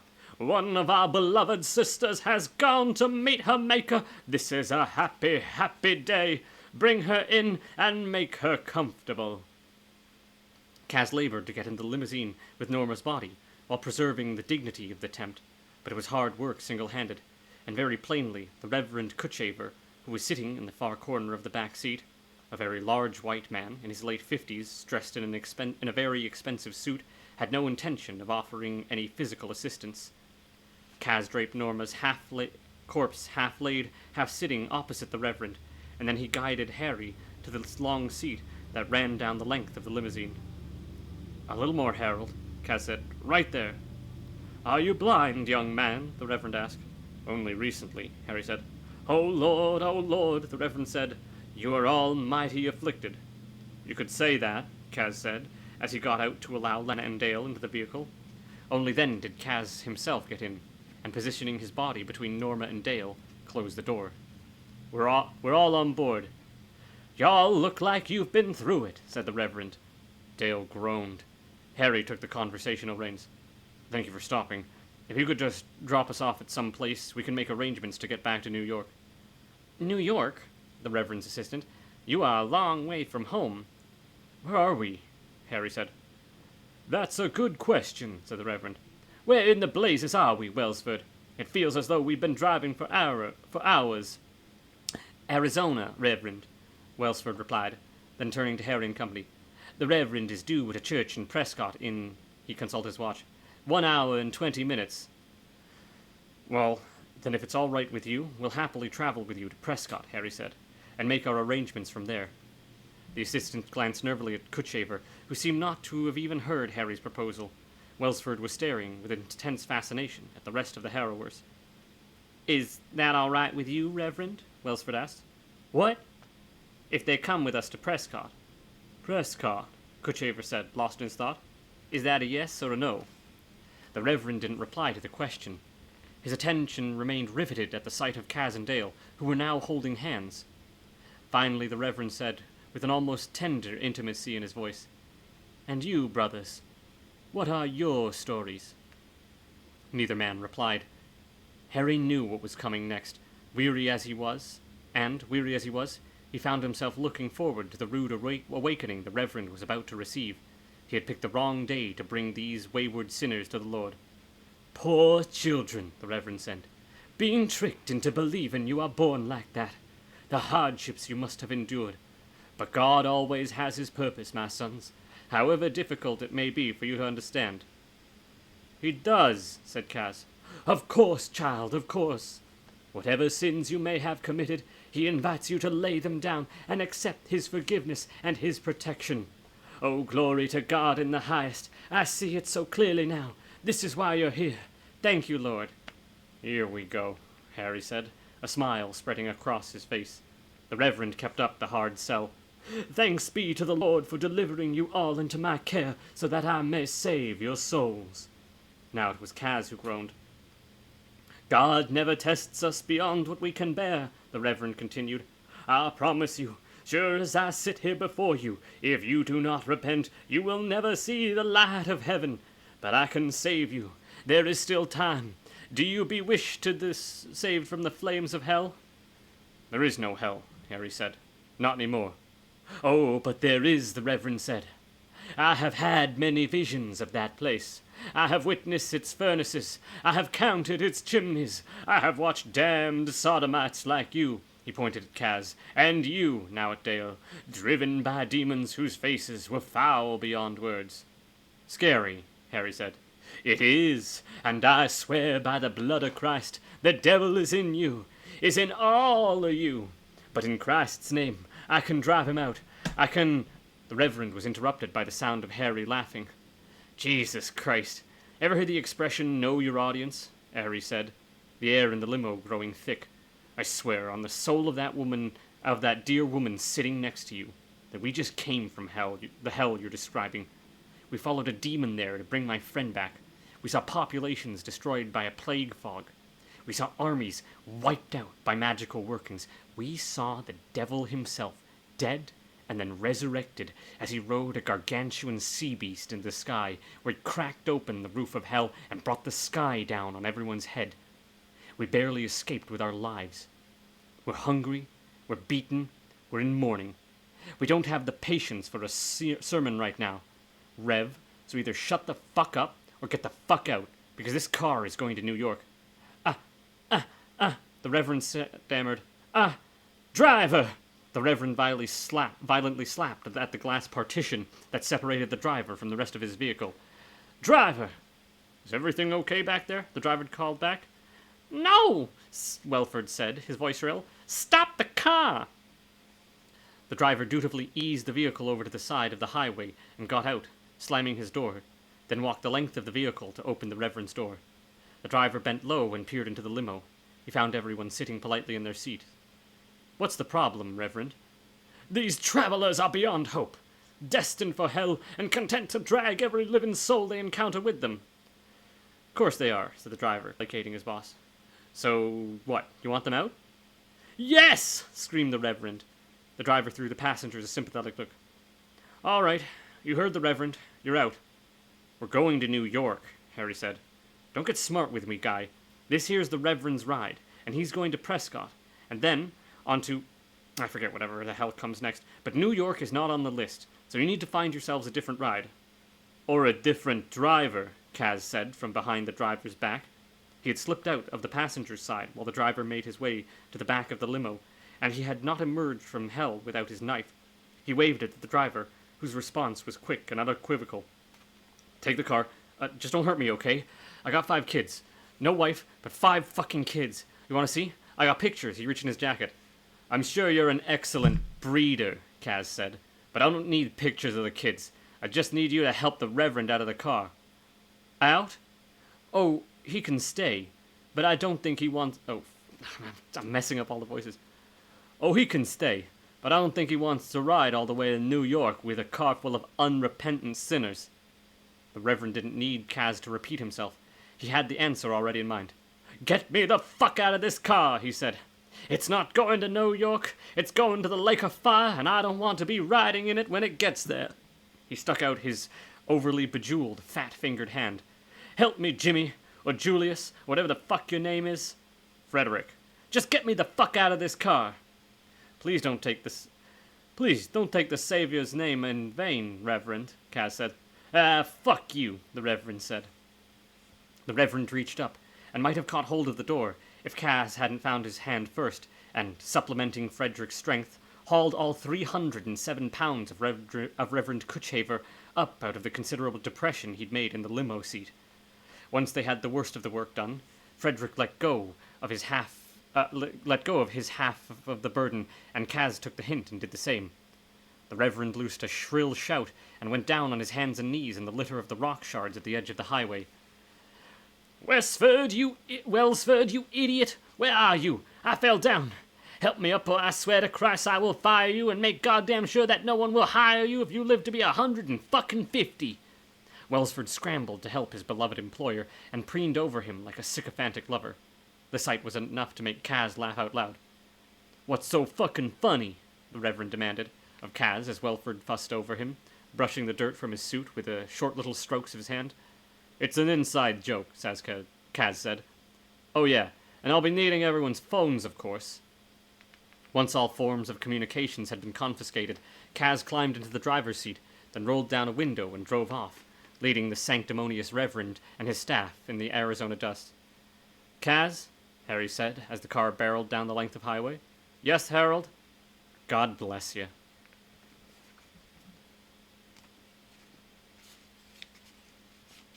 "4. Lucifer lay under a great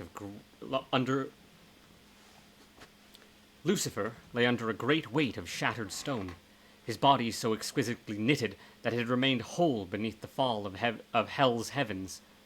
The voices that stirred him from his comatose state were not human.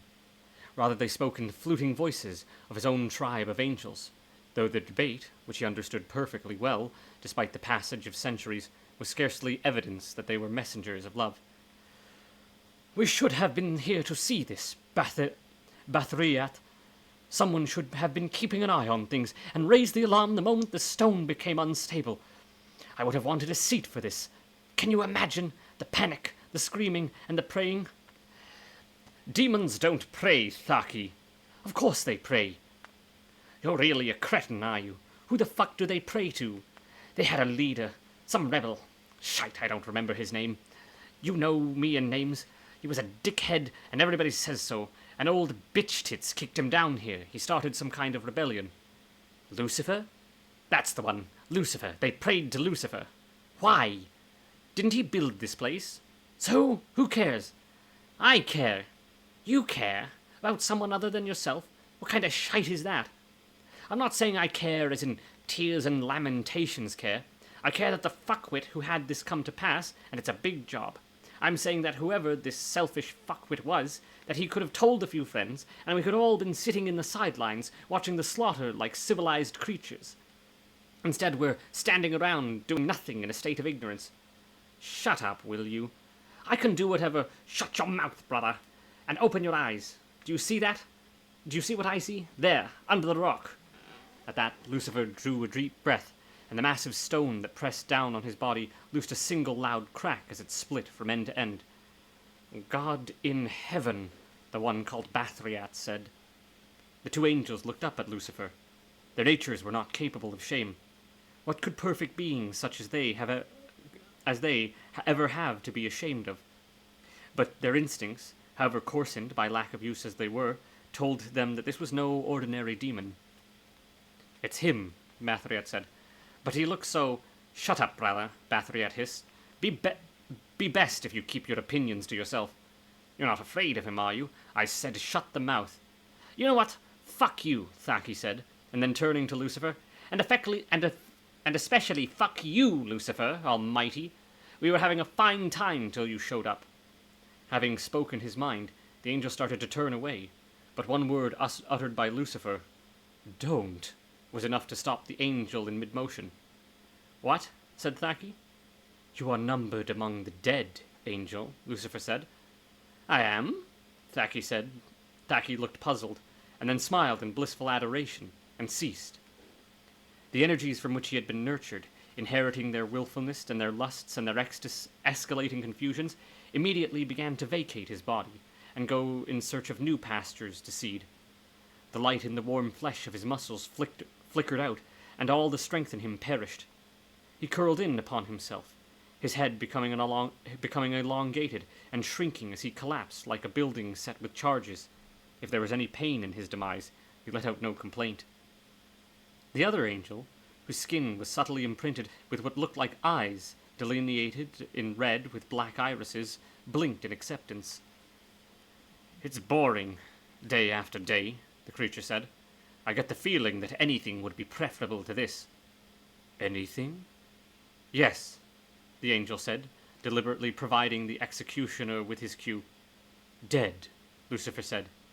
The other angel nodded, curling in upon himself, was unmade twice as quickly. Lucifer climbed up to the tallest pinnacle of the sky stone and did his best to assess his whereabouts, but it was by no means easy. The deluge of fractured stone had effectively flattened every last topographical detail that might have helped him work out where he was and in which direction he had a hope of marking an unseen departure. He had no desire to find any others here. He simply wanted anonymity for a while, to sit in a quiet place and try to figure out what to do with the unwanted resurrection that had been gifted to him. But first, he needed to get up and out of a hell's wasteland without drawing any further attention to himself. The number of angelic presences here was growing. He saw them stepping down out of the darkness all around him, eager to witness the ruins of hell. He took advantage of their morbidity, plotting a path of departure that would keep him from the grisly sights that drew the angel's clammy attentions, and instead took him away through the narrow cracks between the heaped stones. Once he'd put some distance between himself and the worst of it, it was easy. He found a dead soldier in a robe that was large enough for him to envelop himself. He removed the soldier's clothing and wrapped it around his own body to keep the light in his flesh from attracting the gaze of the curious as he made his way up and out of hell and into the world of men. 5. Demore sat in darkness.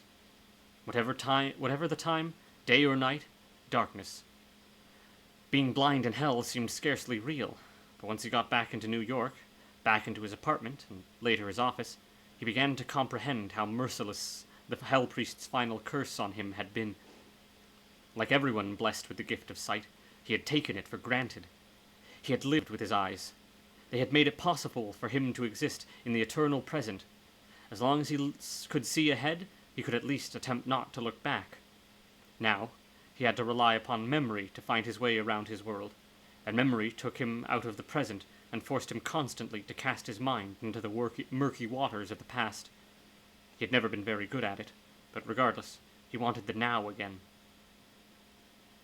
With no reason to think there would be an end to his curse, Harry decided to close the agency. It wasn't as though Harry needed the money anymore. As soon as Kaz and Harry were ruled out as suspects in Norma's death, the matters of her estate were settled. For a woman living in such humble circumstances, Norma had been quite well off. Harry was surprised to find that she owned the building in which she lived, along with half the buildings in its vicinity, several gas stations, a handful of car dealerships, and an island off the coast of California. She'd left everything to Harry. Still, even with his newfound wealth, the decision to close up shop was brutal on Harry, and Kaz was his only lifeline to sanity. When the decision was finally made, they went to Harry's office together and ran through the jobs that had still been outstanding when they'd taken off in pursuit of Norma. There were a couple that Harry felt he'd virtually wrapped up, and we'd be able to finish with Kaz there to give him some help. But most of the jobs were simply not feasible in his blind state, and he made calls to all the clients in question, explaining that he had met with an accident and was unable to finish the job he'd accepted. Where there were advanced fees, he promised to return them. "It feels like I've died," he said to Kaz when he finished. "Well, you didn't, and I should be grateful, right?" "Right." "Well, I'm not. I love you, Harold, but I don't have the energy to cheer you up. And why don't we put the pity party on hold while you tell me what it is you want to do with all this shit? This shit is my life, Kaz. Try to show a little compassion." You're starting to sound like a bigger queen than me. Brooding only looks good in the movies. Trust me, in real life, it's fucking annoying. Let's start getting through the files to figure out what you want to keep. You need to get out of the office by the end of the week. I should have kept it. And done what with it? Open a driving school? All right, I get it. Harry reached out and grabbed for the bottle of scotch on his desk.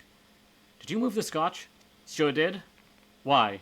Because you were slurring at your clients. Harry sat for a moment, digesting Kaz's words, then changed the subject. How's the married life? Kinky, Kaz said. Dale is the best at all the Dale is the best thing that ever happened to me. You should call Lana. You guys have a lot in common. Mostly you're both stubborn assholes. Yep, said Harry, wishing he had something to swig. 6. The Sky Stone had broken into 3 massive parts, as far as the Hell Priest could discern. It shed pebbles no larger than his hand, and slabs as big enough to be minor moons. All of Hell had been virtually flattened by the falling sky, which left the Cenobite guessing his location as he traveled.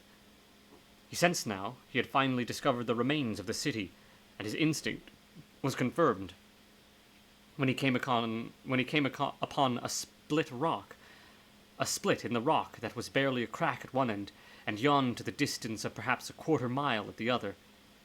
He walked towards the narrow end of the fissure, while peering down into its depths. There wasn't enough light, even for one whose eyes were as sensitive as his, to make out anything below, at least not until several planes of yellow flame burst from the crevice and illuminated the rubble. Here he saw the houses of the richest demons, the Crawley Crescent, with its perfect sweep of white marble houses that had once faced out towards an ancient stand of thescriat trees, to which legend attached the notion that should they ever ail, the city would also ail, and should they die, so then would the city. Here now was the proof, lying crushed at the bottom of the fissures and lit by the same fire that had illuminated its depths. He could see several thescriat branches, stripped of foliage and split, the sweet smell of their sap hanging in the air. The Hell Priest was not for the most part superstitious, but there were a few cases that crossed the boundaries of his distrust and had become a profound part of his understanding of the world. The legend of the thescriat trees had here been proved true. Strange to say, given that he'd witnessed the stone falling and known that nothing beneath could have survived, he had held on the remote idea that the stand of thescriat trees would have escaped by some miracle. But no, the sky had killed everything.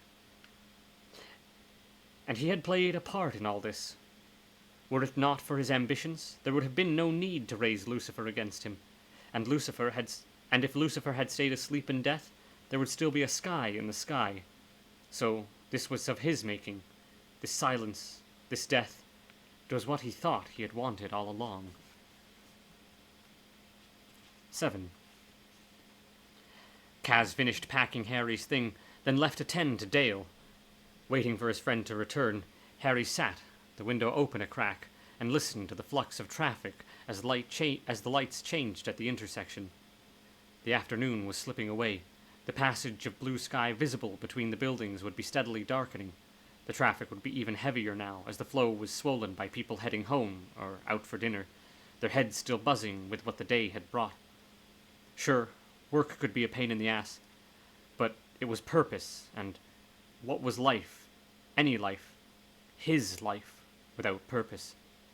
Nothing, he muttered to himself, and uncorking the scotch Kaz had finally relinquished upon leaving, put the bottle to his lips. As he did so, a glimmer of light appeared in the corner of his eye. He lowered the bottle, his heart suddenly beating quick time. He'd seen something. His sight wasn't extinguished after all. Very slowly, so as not to upset the healing going on in his head, he turned towards whatever was coming back into view. That's when he saw her. Norma? Hi, Harry. She looked healthy. More like the Norma Payne Harry had met so many years ago. Her body wasn't insubstantial, like some cheap Hollywood phantom. She was perfectly stolid, but it looked like she, and only she who had come in... But it was she, and only she, who had come into view. a body framed by darkness. I can see you. Christ, I can see you. I always tried imagining what ghosts looked like to you, but I wasn't even close. Oh, Norma, I can't believe you're here. I don't know why I'm doing an accent suddenly. It's good to see you too, Harry. I've missed you. Can I hug you? I'm afraid not. We can sit here and talk as long as you want. I don't have a curfew, and I can come and go as I please. Come and go from where? That's between me and the architect of my new accommodations. Just know that I'm very comfortable where I am now, and believe me, it was worth waiting for. But I had to come back to see you, Harry. I missed you so much, and I have a few tips I want to pass on. Do's and don'ts, if you will, when dealing with the recently deceased. I thought I'd be dying of natural causes at 101. That's how my mama went when she died, and my grandmother too, so I was pretty damn certain I'd do the same. By which time I would have taught you everything I knew about, getting the dead to move on. And you'd just take over from there. Wait, you can't contain your excitement, right? You get to save people who were kicked into the hereafter a little too suddenly. They're wandering around, half crazy, Harry, trying to find out what in the name of sweet Jesus they're supposed to do now. And good news, you're their only hope. Slow down, you certainly have your choice of offices, she said. A lot of them have a panoramic view of the city. Yeah, where the hell did all that money come from? I got a lot of money given to me over the years, Harry. All from relatives of dead folk I helped. They heard what I'd done for their family members and wanted to say thank you. I gave it all to you. I know, and that was entirely too generous, Norma. Generosity has nothing to do with it. I gave you that money so you could afford to do what you need to do. Don't make me take it back. I can do that, you know. You might have to. I don't think I can do what you're asking of me. You're feeling sorry for yourself again because of a little darkness in your life? I heard you with Kaz. He was right. All that brooding ain't healthy. Don't make me lecture you from beyond the grave. I've done enough of it already. Harry smiled. God, I missed that. But it has nothing to do with being blind, Norma. You made it look easy. But you're so much stronger than me. How does a lost soul help lost souls? Norma smiled, and the darkness in the room diminished. Who better, she said. And while you're thinking about it, open your blinds and look down. When I open that window, I'm going to see what you saw every day of your sightless life, aren't I? Maybe, she said, smiling. Harry turned his chair around and stood up, reaching with uncertain fingers for the cord of the antiquated Venetian blinds, which were knotted and truculent and near impossible to open, even when he had eyes to help him separate them. Today was no exception. Harry gave up tugging on the cords and reached down to lift the blinds with his hands. When he did so, he looked down at the street as Norma had requested, and he knew that nothing would ever be the same again. It felt like the bottom had dropped out beneath his feet, and he'd fallen 10 stories in the blink of an eye. They're everywhere, he said. Epilogue. Primia facie. Man cannot discover new oceans unless he has the courage to lose sight of the shore. André Gide, The Counterfeiters. Lucifer came up into a world with an unerring sense of how the lines of power were laid, and which was best to follow if he wanted to get into the heart of the human story, the same way he had so often in the early days. The lines converged on the city of Welcome, Arizona, where he'd lingered for 2 days to sit in on the trial of a man who'd murdered several children in the region and partaken of their flesh. There was nothing new about the spectacle. The parents of the dead children sat in court, pouring out wordless venom towards the murderer. The madman sought refuge in his madness, and outside the courtroom, demonstrators threw makeshift nooses over the branches of the sycamores that grew amid the square. When Lucifer was certain there was nothing for him here, he skipped unnoticed through the crowd, pausing to look up at the churning trees, their boughs creaking in the gusting wind that snatched away fall's early deaths. He was on his way again, following the flow of energies that seeped out from the ground. He knew already what city awaited him at the end of his journey. He'd seen its name many times in the newspapers he plucked out of trash cans or out from under the arm of some human being. New York, it was called, and all that he'd read about it made it seem like the greatest city in the known world, somewhere he could linger for a while and taste the times. For long distances he walked, because the line did not lie beside a highway, but when it did, he never waited for long. A woman driving alone picked him up, and he was still 300 miles from his destination. She said her name was Alice Morrow. They talked a little, of nothing of significance, then lapsed into silence. 10 minutes passed. Then Alice said, "I had a nightlight when I was little, which I kept beside my bed to make sure the boogeyman didn't get me. Your eyes have the same light in them, I swear." They stopped at a motel for one night, Alice paying for his room and food. He ate pizza. Thereafter, it would be all he ever ate. In the night, he lay naked on his bed and waited for her. She did not come immediately, but after 2 hours, she knocked at his door and said something about wanting to see his eyes in the dark. Alice and he had sexual congress 6 times before the dawn, and by the 5th, she was in love with him. In the middle of the next day, she asked him if he had a play to stay in New York, and when he told her no, she seemed happy, as if this confirmed the rightness of what she felt. They arrived in New York at 1 in the morning, the city an astonishment to Lucifer. Alice checked them into a hotel, promising tomorrow that she would take him out and buy him some good clothes. The long drive had exhausted her, but sleep would not come. She went to his room, where he was waiting, twin nightlights flickering in his head. "Who are you?" she asked him. "Nobody yet," he whispered. 2. The Cenobite was climbing the steps of the fortresses, which were littered with pieces of stone, but still climbable, when a shockwave passed through the air and ground. He could see bright bursts of gold and scarlet flame sprouting from the fissures in the stone that had demolished the city, the force of the eruptions sufficient to make the fissures gape, which unleashed still greater torrents of fire. He watched for a little time and returned to his climb, his long, thin shadow thrown by the fires preceding him on the top step. He was 2 steps shy of reaching the top when a second shock wave, much more violent than the first, erupted. The tremors didn't die away this time. They steadily became more powerful. Very cautiously, the Cenobite took a backward step, while keeping his eyes on the flame. The vista of stone, smoke, and tremors were changing in nature, the shocks giving way to tidal motions that had the scale of tsunami surf. Another shockwave threw him off his feet, and he fell. The cracked slab of the threshold dropped away beneath him into the throe of the wave, making his fall all the longer. When he landed, the bones of his face cracked in a dozen places, and the sudden rush of pain, which had been such a reliable source of pleasure in the years long gone, was now only agony. His system rebelled. His body was marked by his own tsunamis, driving deep into the cantankerous pit of his stomach, and deeper still into his gut, where rot turned to shards of stone. It was as if his body were attempting to turn itself inside out. He loosed a sound that was part belch, part sob, and then vomited, a rush of blood that was nearly black and thick as phlegm.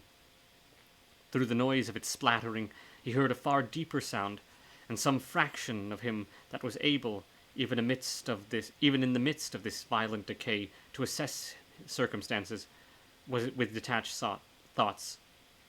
That's the end beginning.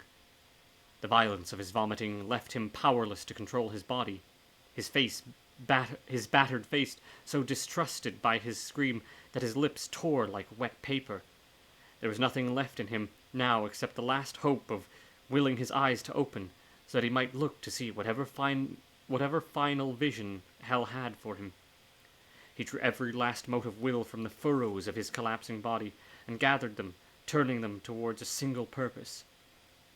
"I will open my eyes," he ordered himself. Reluctantly, his body obeyed.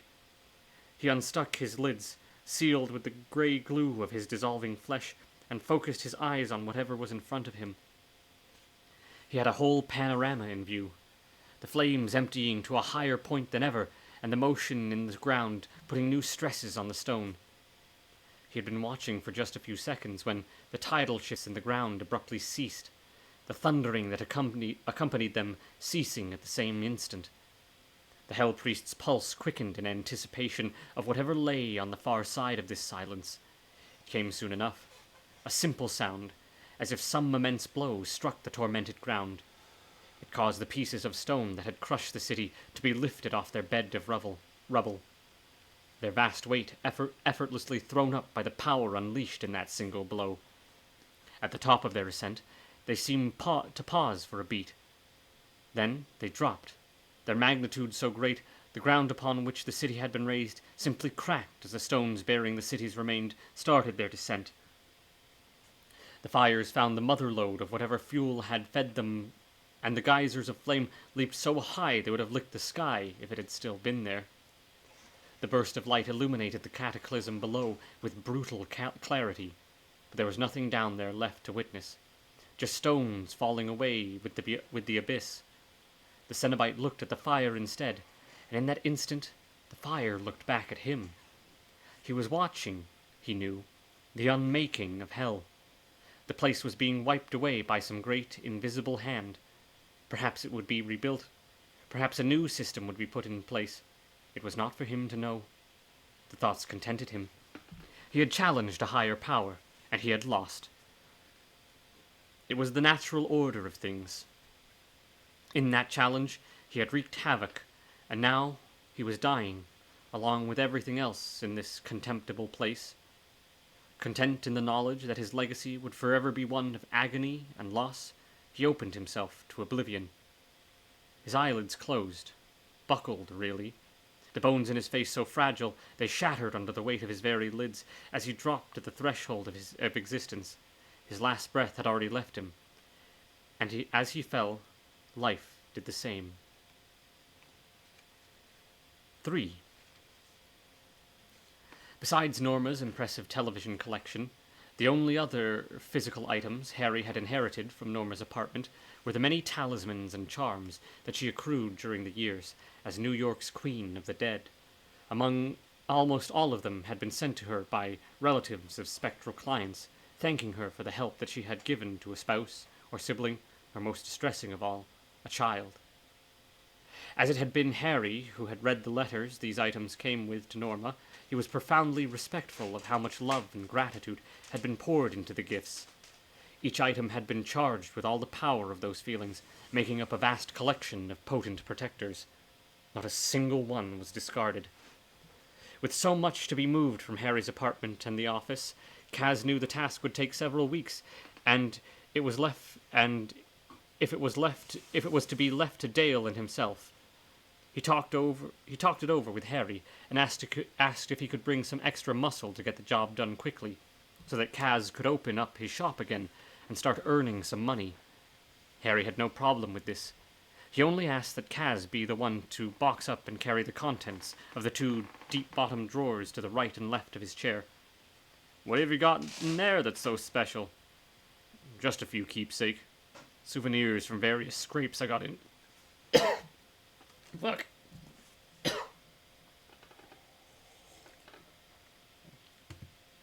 Oh.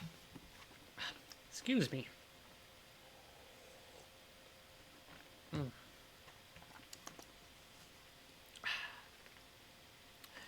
Just a few keepsakes. Souvenirs from various scrapes I got into.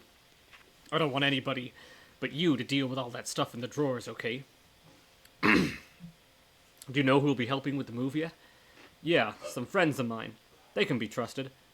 Are they fuck buddies, Harold? I'm a new man, remember? That's right.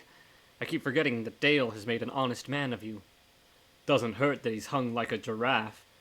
I was a detective for a long time, Kaz. I already assumed as much. Kaz's friends, Armando and Ryan, arrived the next day. Lana was there too. invited by Kaz, unbeknownst to Harry, who forcibly made nothing of it and put them all to work in the storeroom, with the duty of packing up all the boxes, everything on the cluttered shelves, and in the cabinets. The room was L-shaped, with the portion that wasn't visible from the office abandoned to chaos by Harry several years before. Most of it, Harry admitted to Kaz, was boxes of old office supplies, which he intended for his secretary back in the day when he still believed his life was going to be a painless, lucrative round of divorce cases and insurance investigations. Lana, Armando, and Ryan were working up a sweat in the L-shaped room, the door between the two rooms open a crack. There was very little conversation. They shifted many boxes that were indeed packed with office supplies that told their own melancholy story. Only one item slipped through to Kaz. "Take a look at this. There's a whole box of them."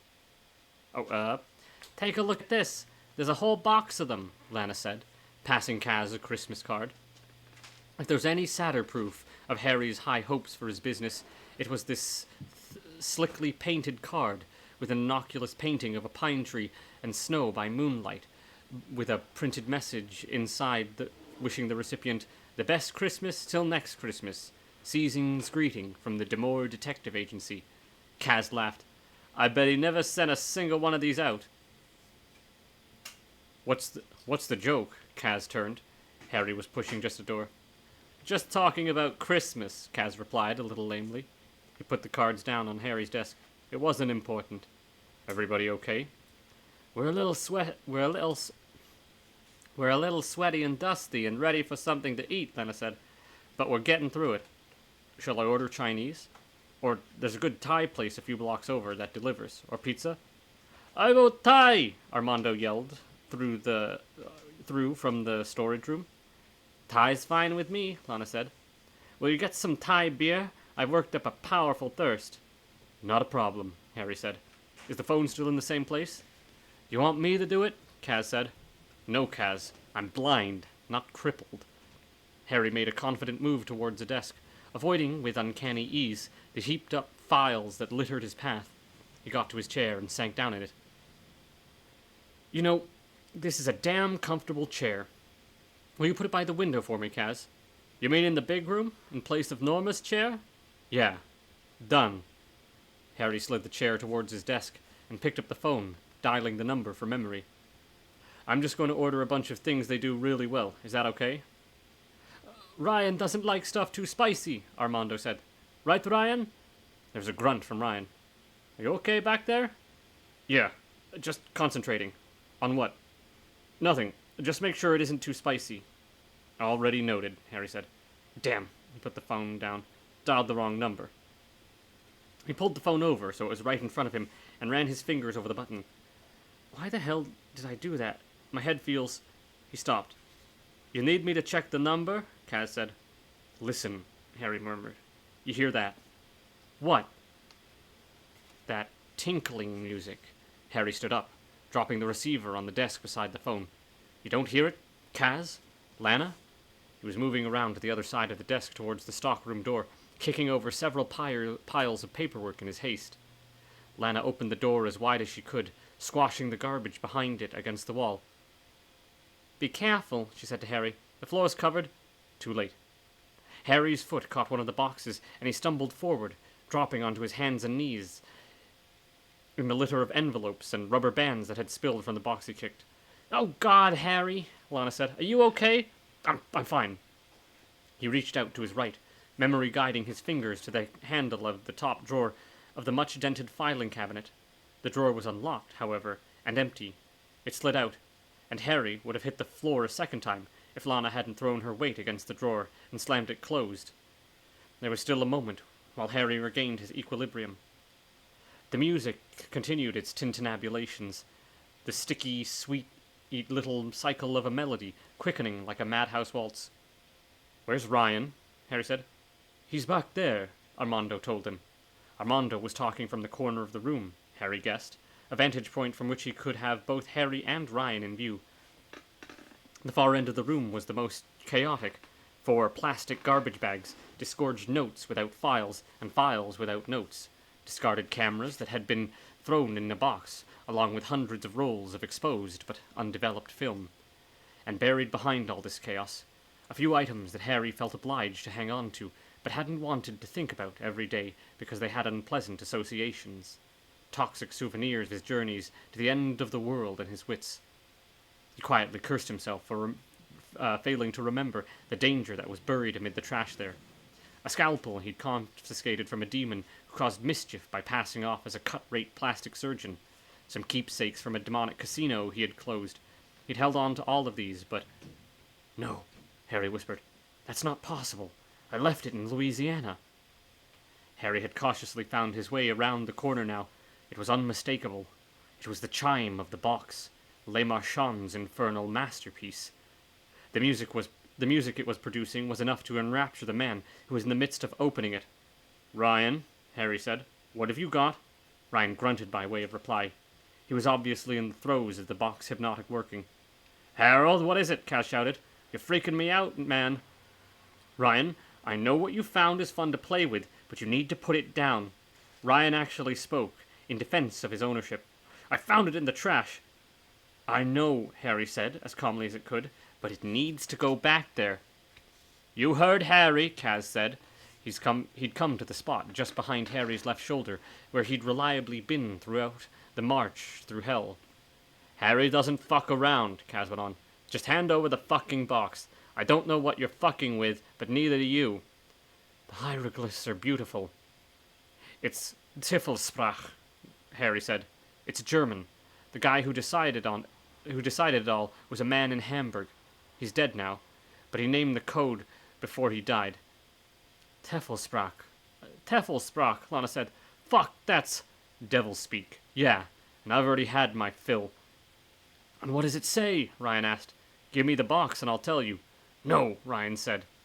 "Ryan, listen to yourself," Kaz said. He squeezed Harry's shoulder for a moment as he spoke, signaling that he was about to make a move. "All I hear is pretty music." "Bullshit!" Kaz moved suddenly, and Harry heard a scuffle, then a pained shot from Ryan, and the source of the lunatic melody dropped to the floor and rolled away from the struggle, ending up close to Harry's feet. Harry dropped down on his haunches, his clammy palmed hand locating the box instantly. As he picked it up, Ryan yelled, "That's mine, you fuck! Get back, Harry!" Harry turned, but Ryan reached out and grabbed his arm, his fingernails digging deep enough through the shirt and skin to make Harry bleed. Harry pulled away, Ryan's nails gouging him in the process, and stumbled in what he hoped was the right direction. Lana caught him and took him by the arm. "Where's Armando?" Harry said. "He ran," Lana said, "as soon as you said devil speak. Where are we going?" "Into the office." It was only 4 steps to the office. 5, and they were through it. Behind them, Ryan was still cursing Harry, but he put it out of his head and concentrated at the matter of the hand. The puzzle apparently no longer needed any human agency in its solving. It was doing that for itself, opening in Harry's hand as he walked with it, its tomb scratching at the back of his skull,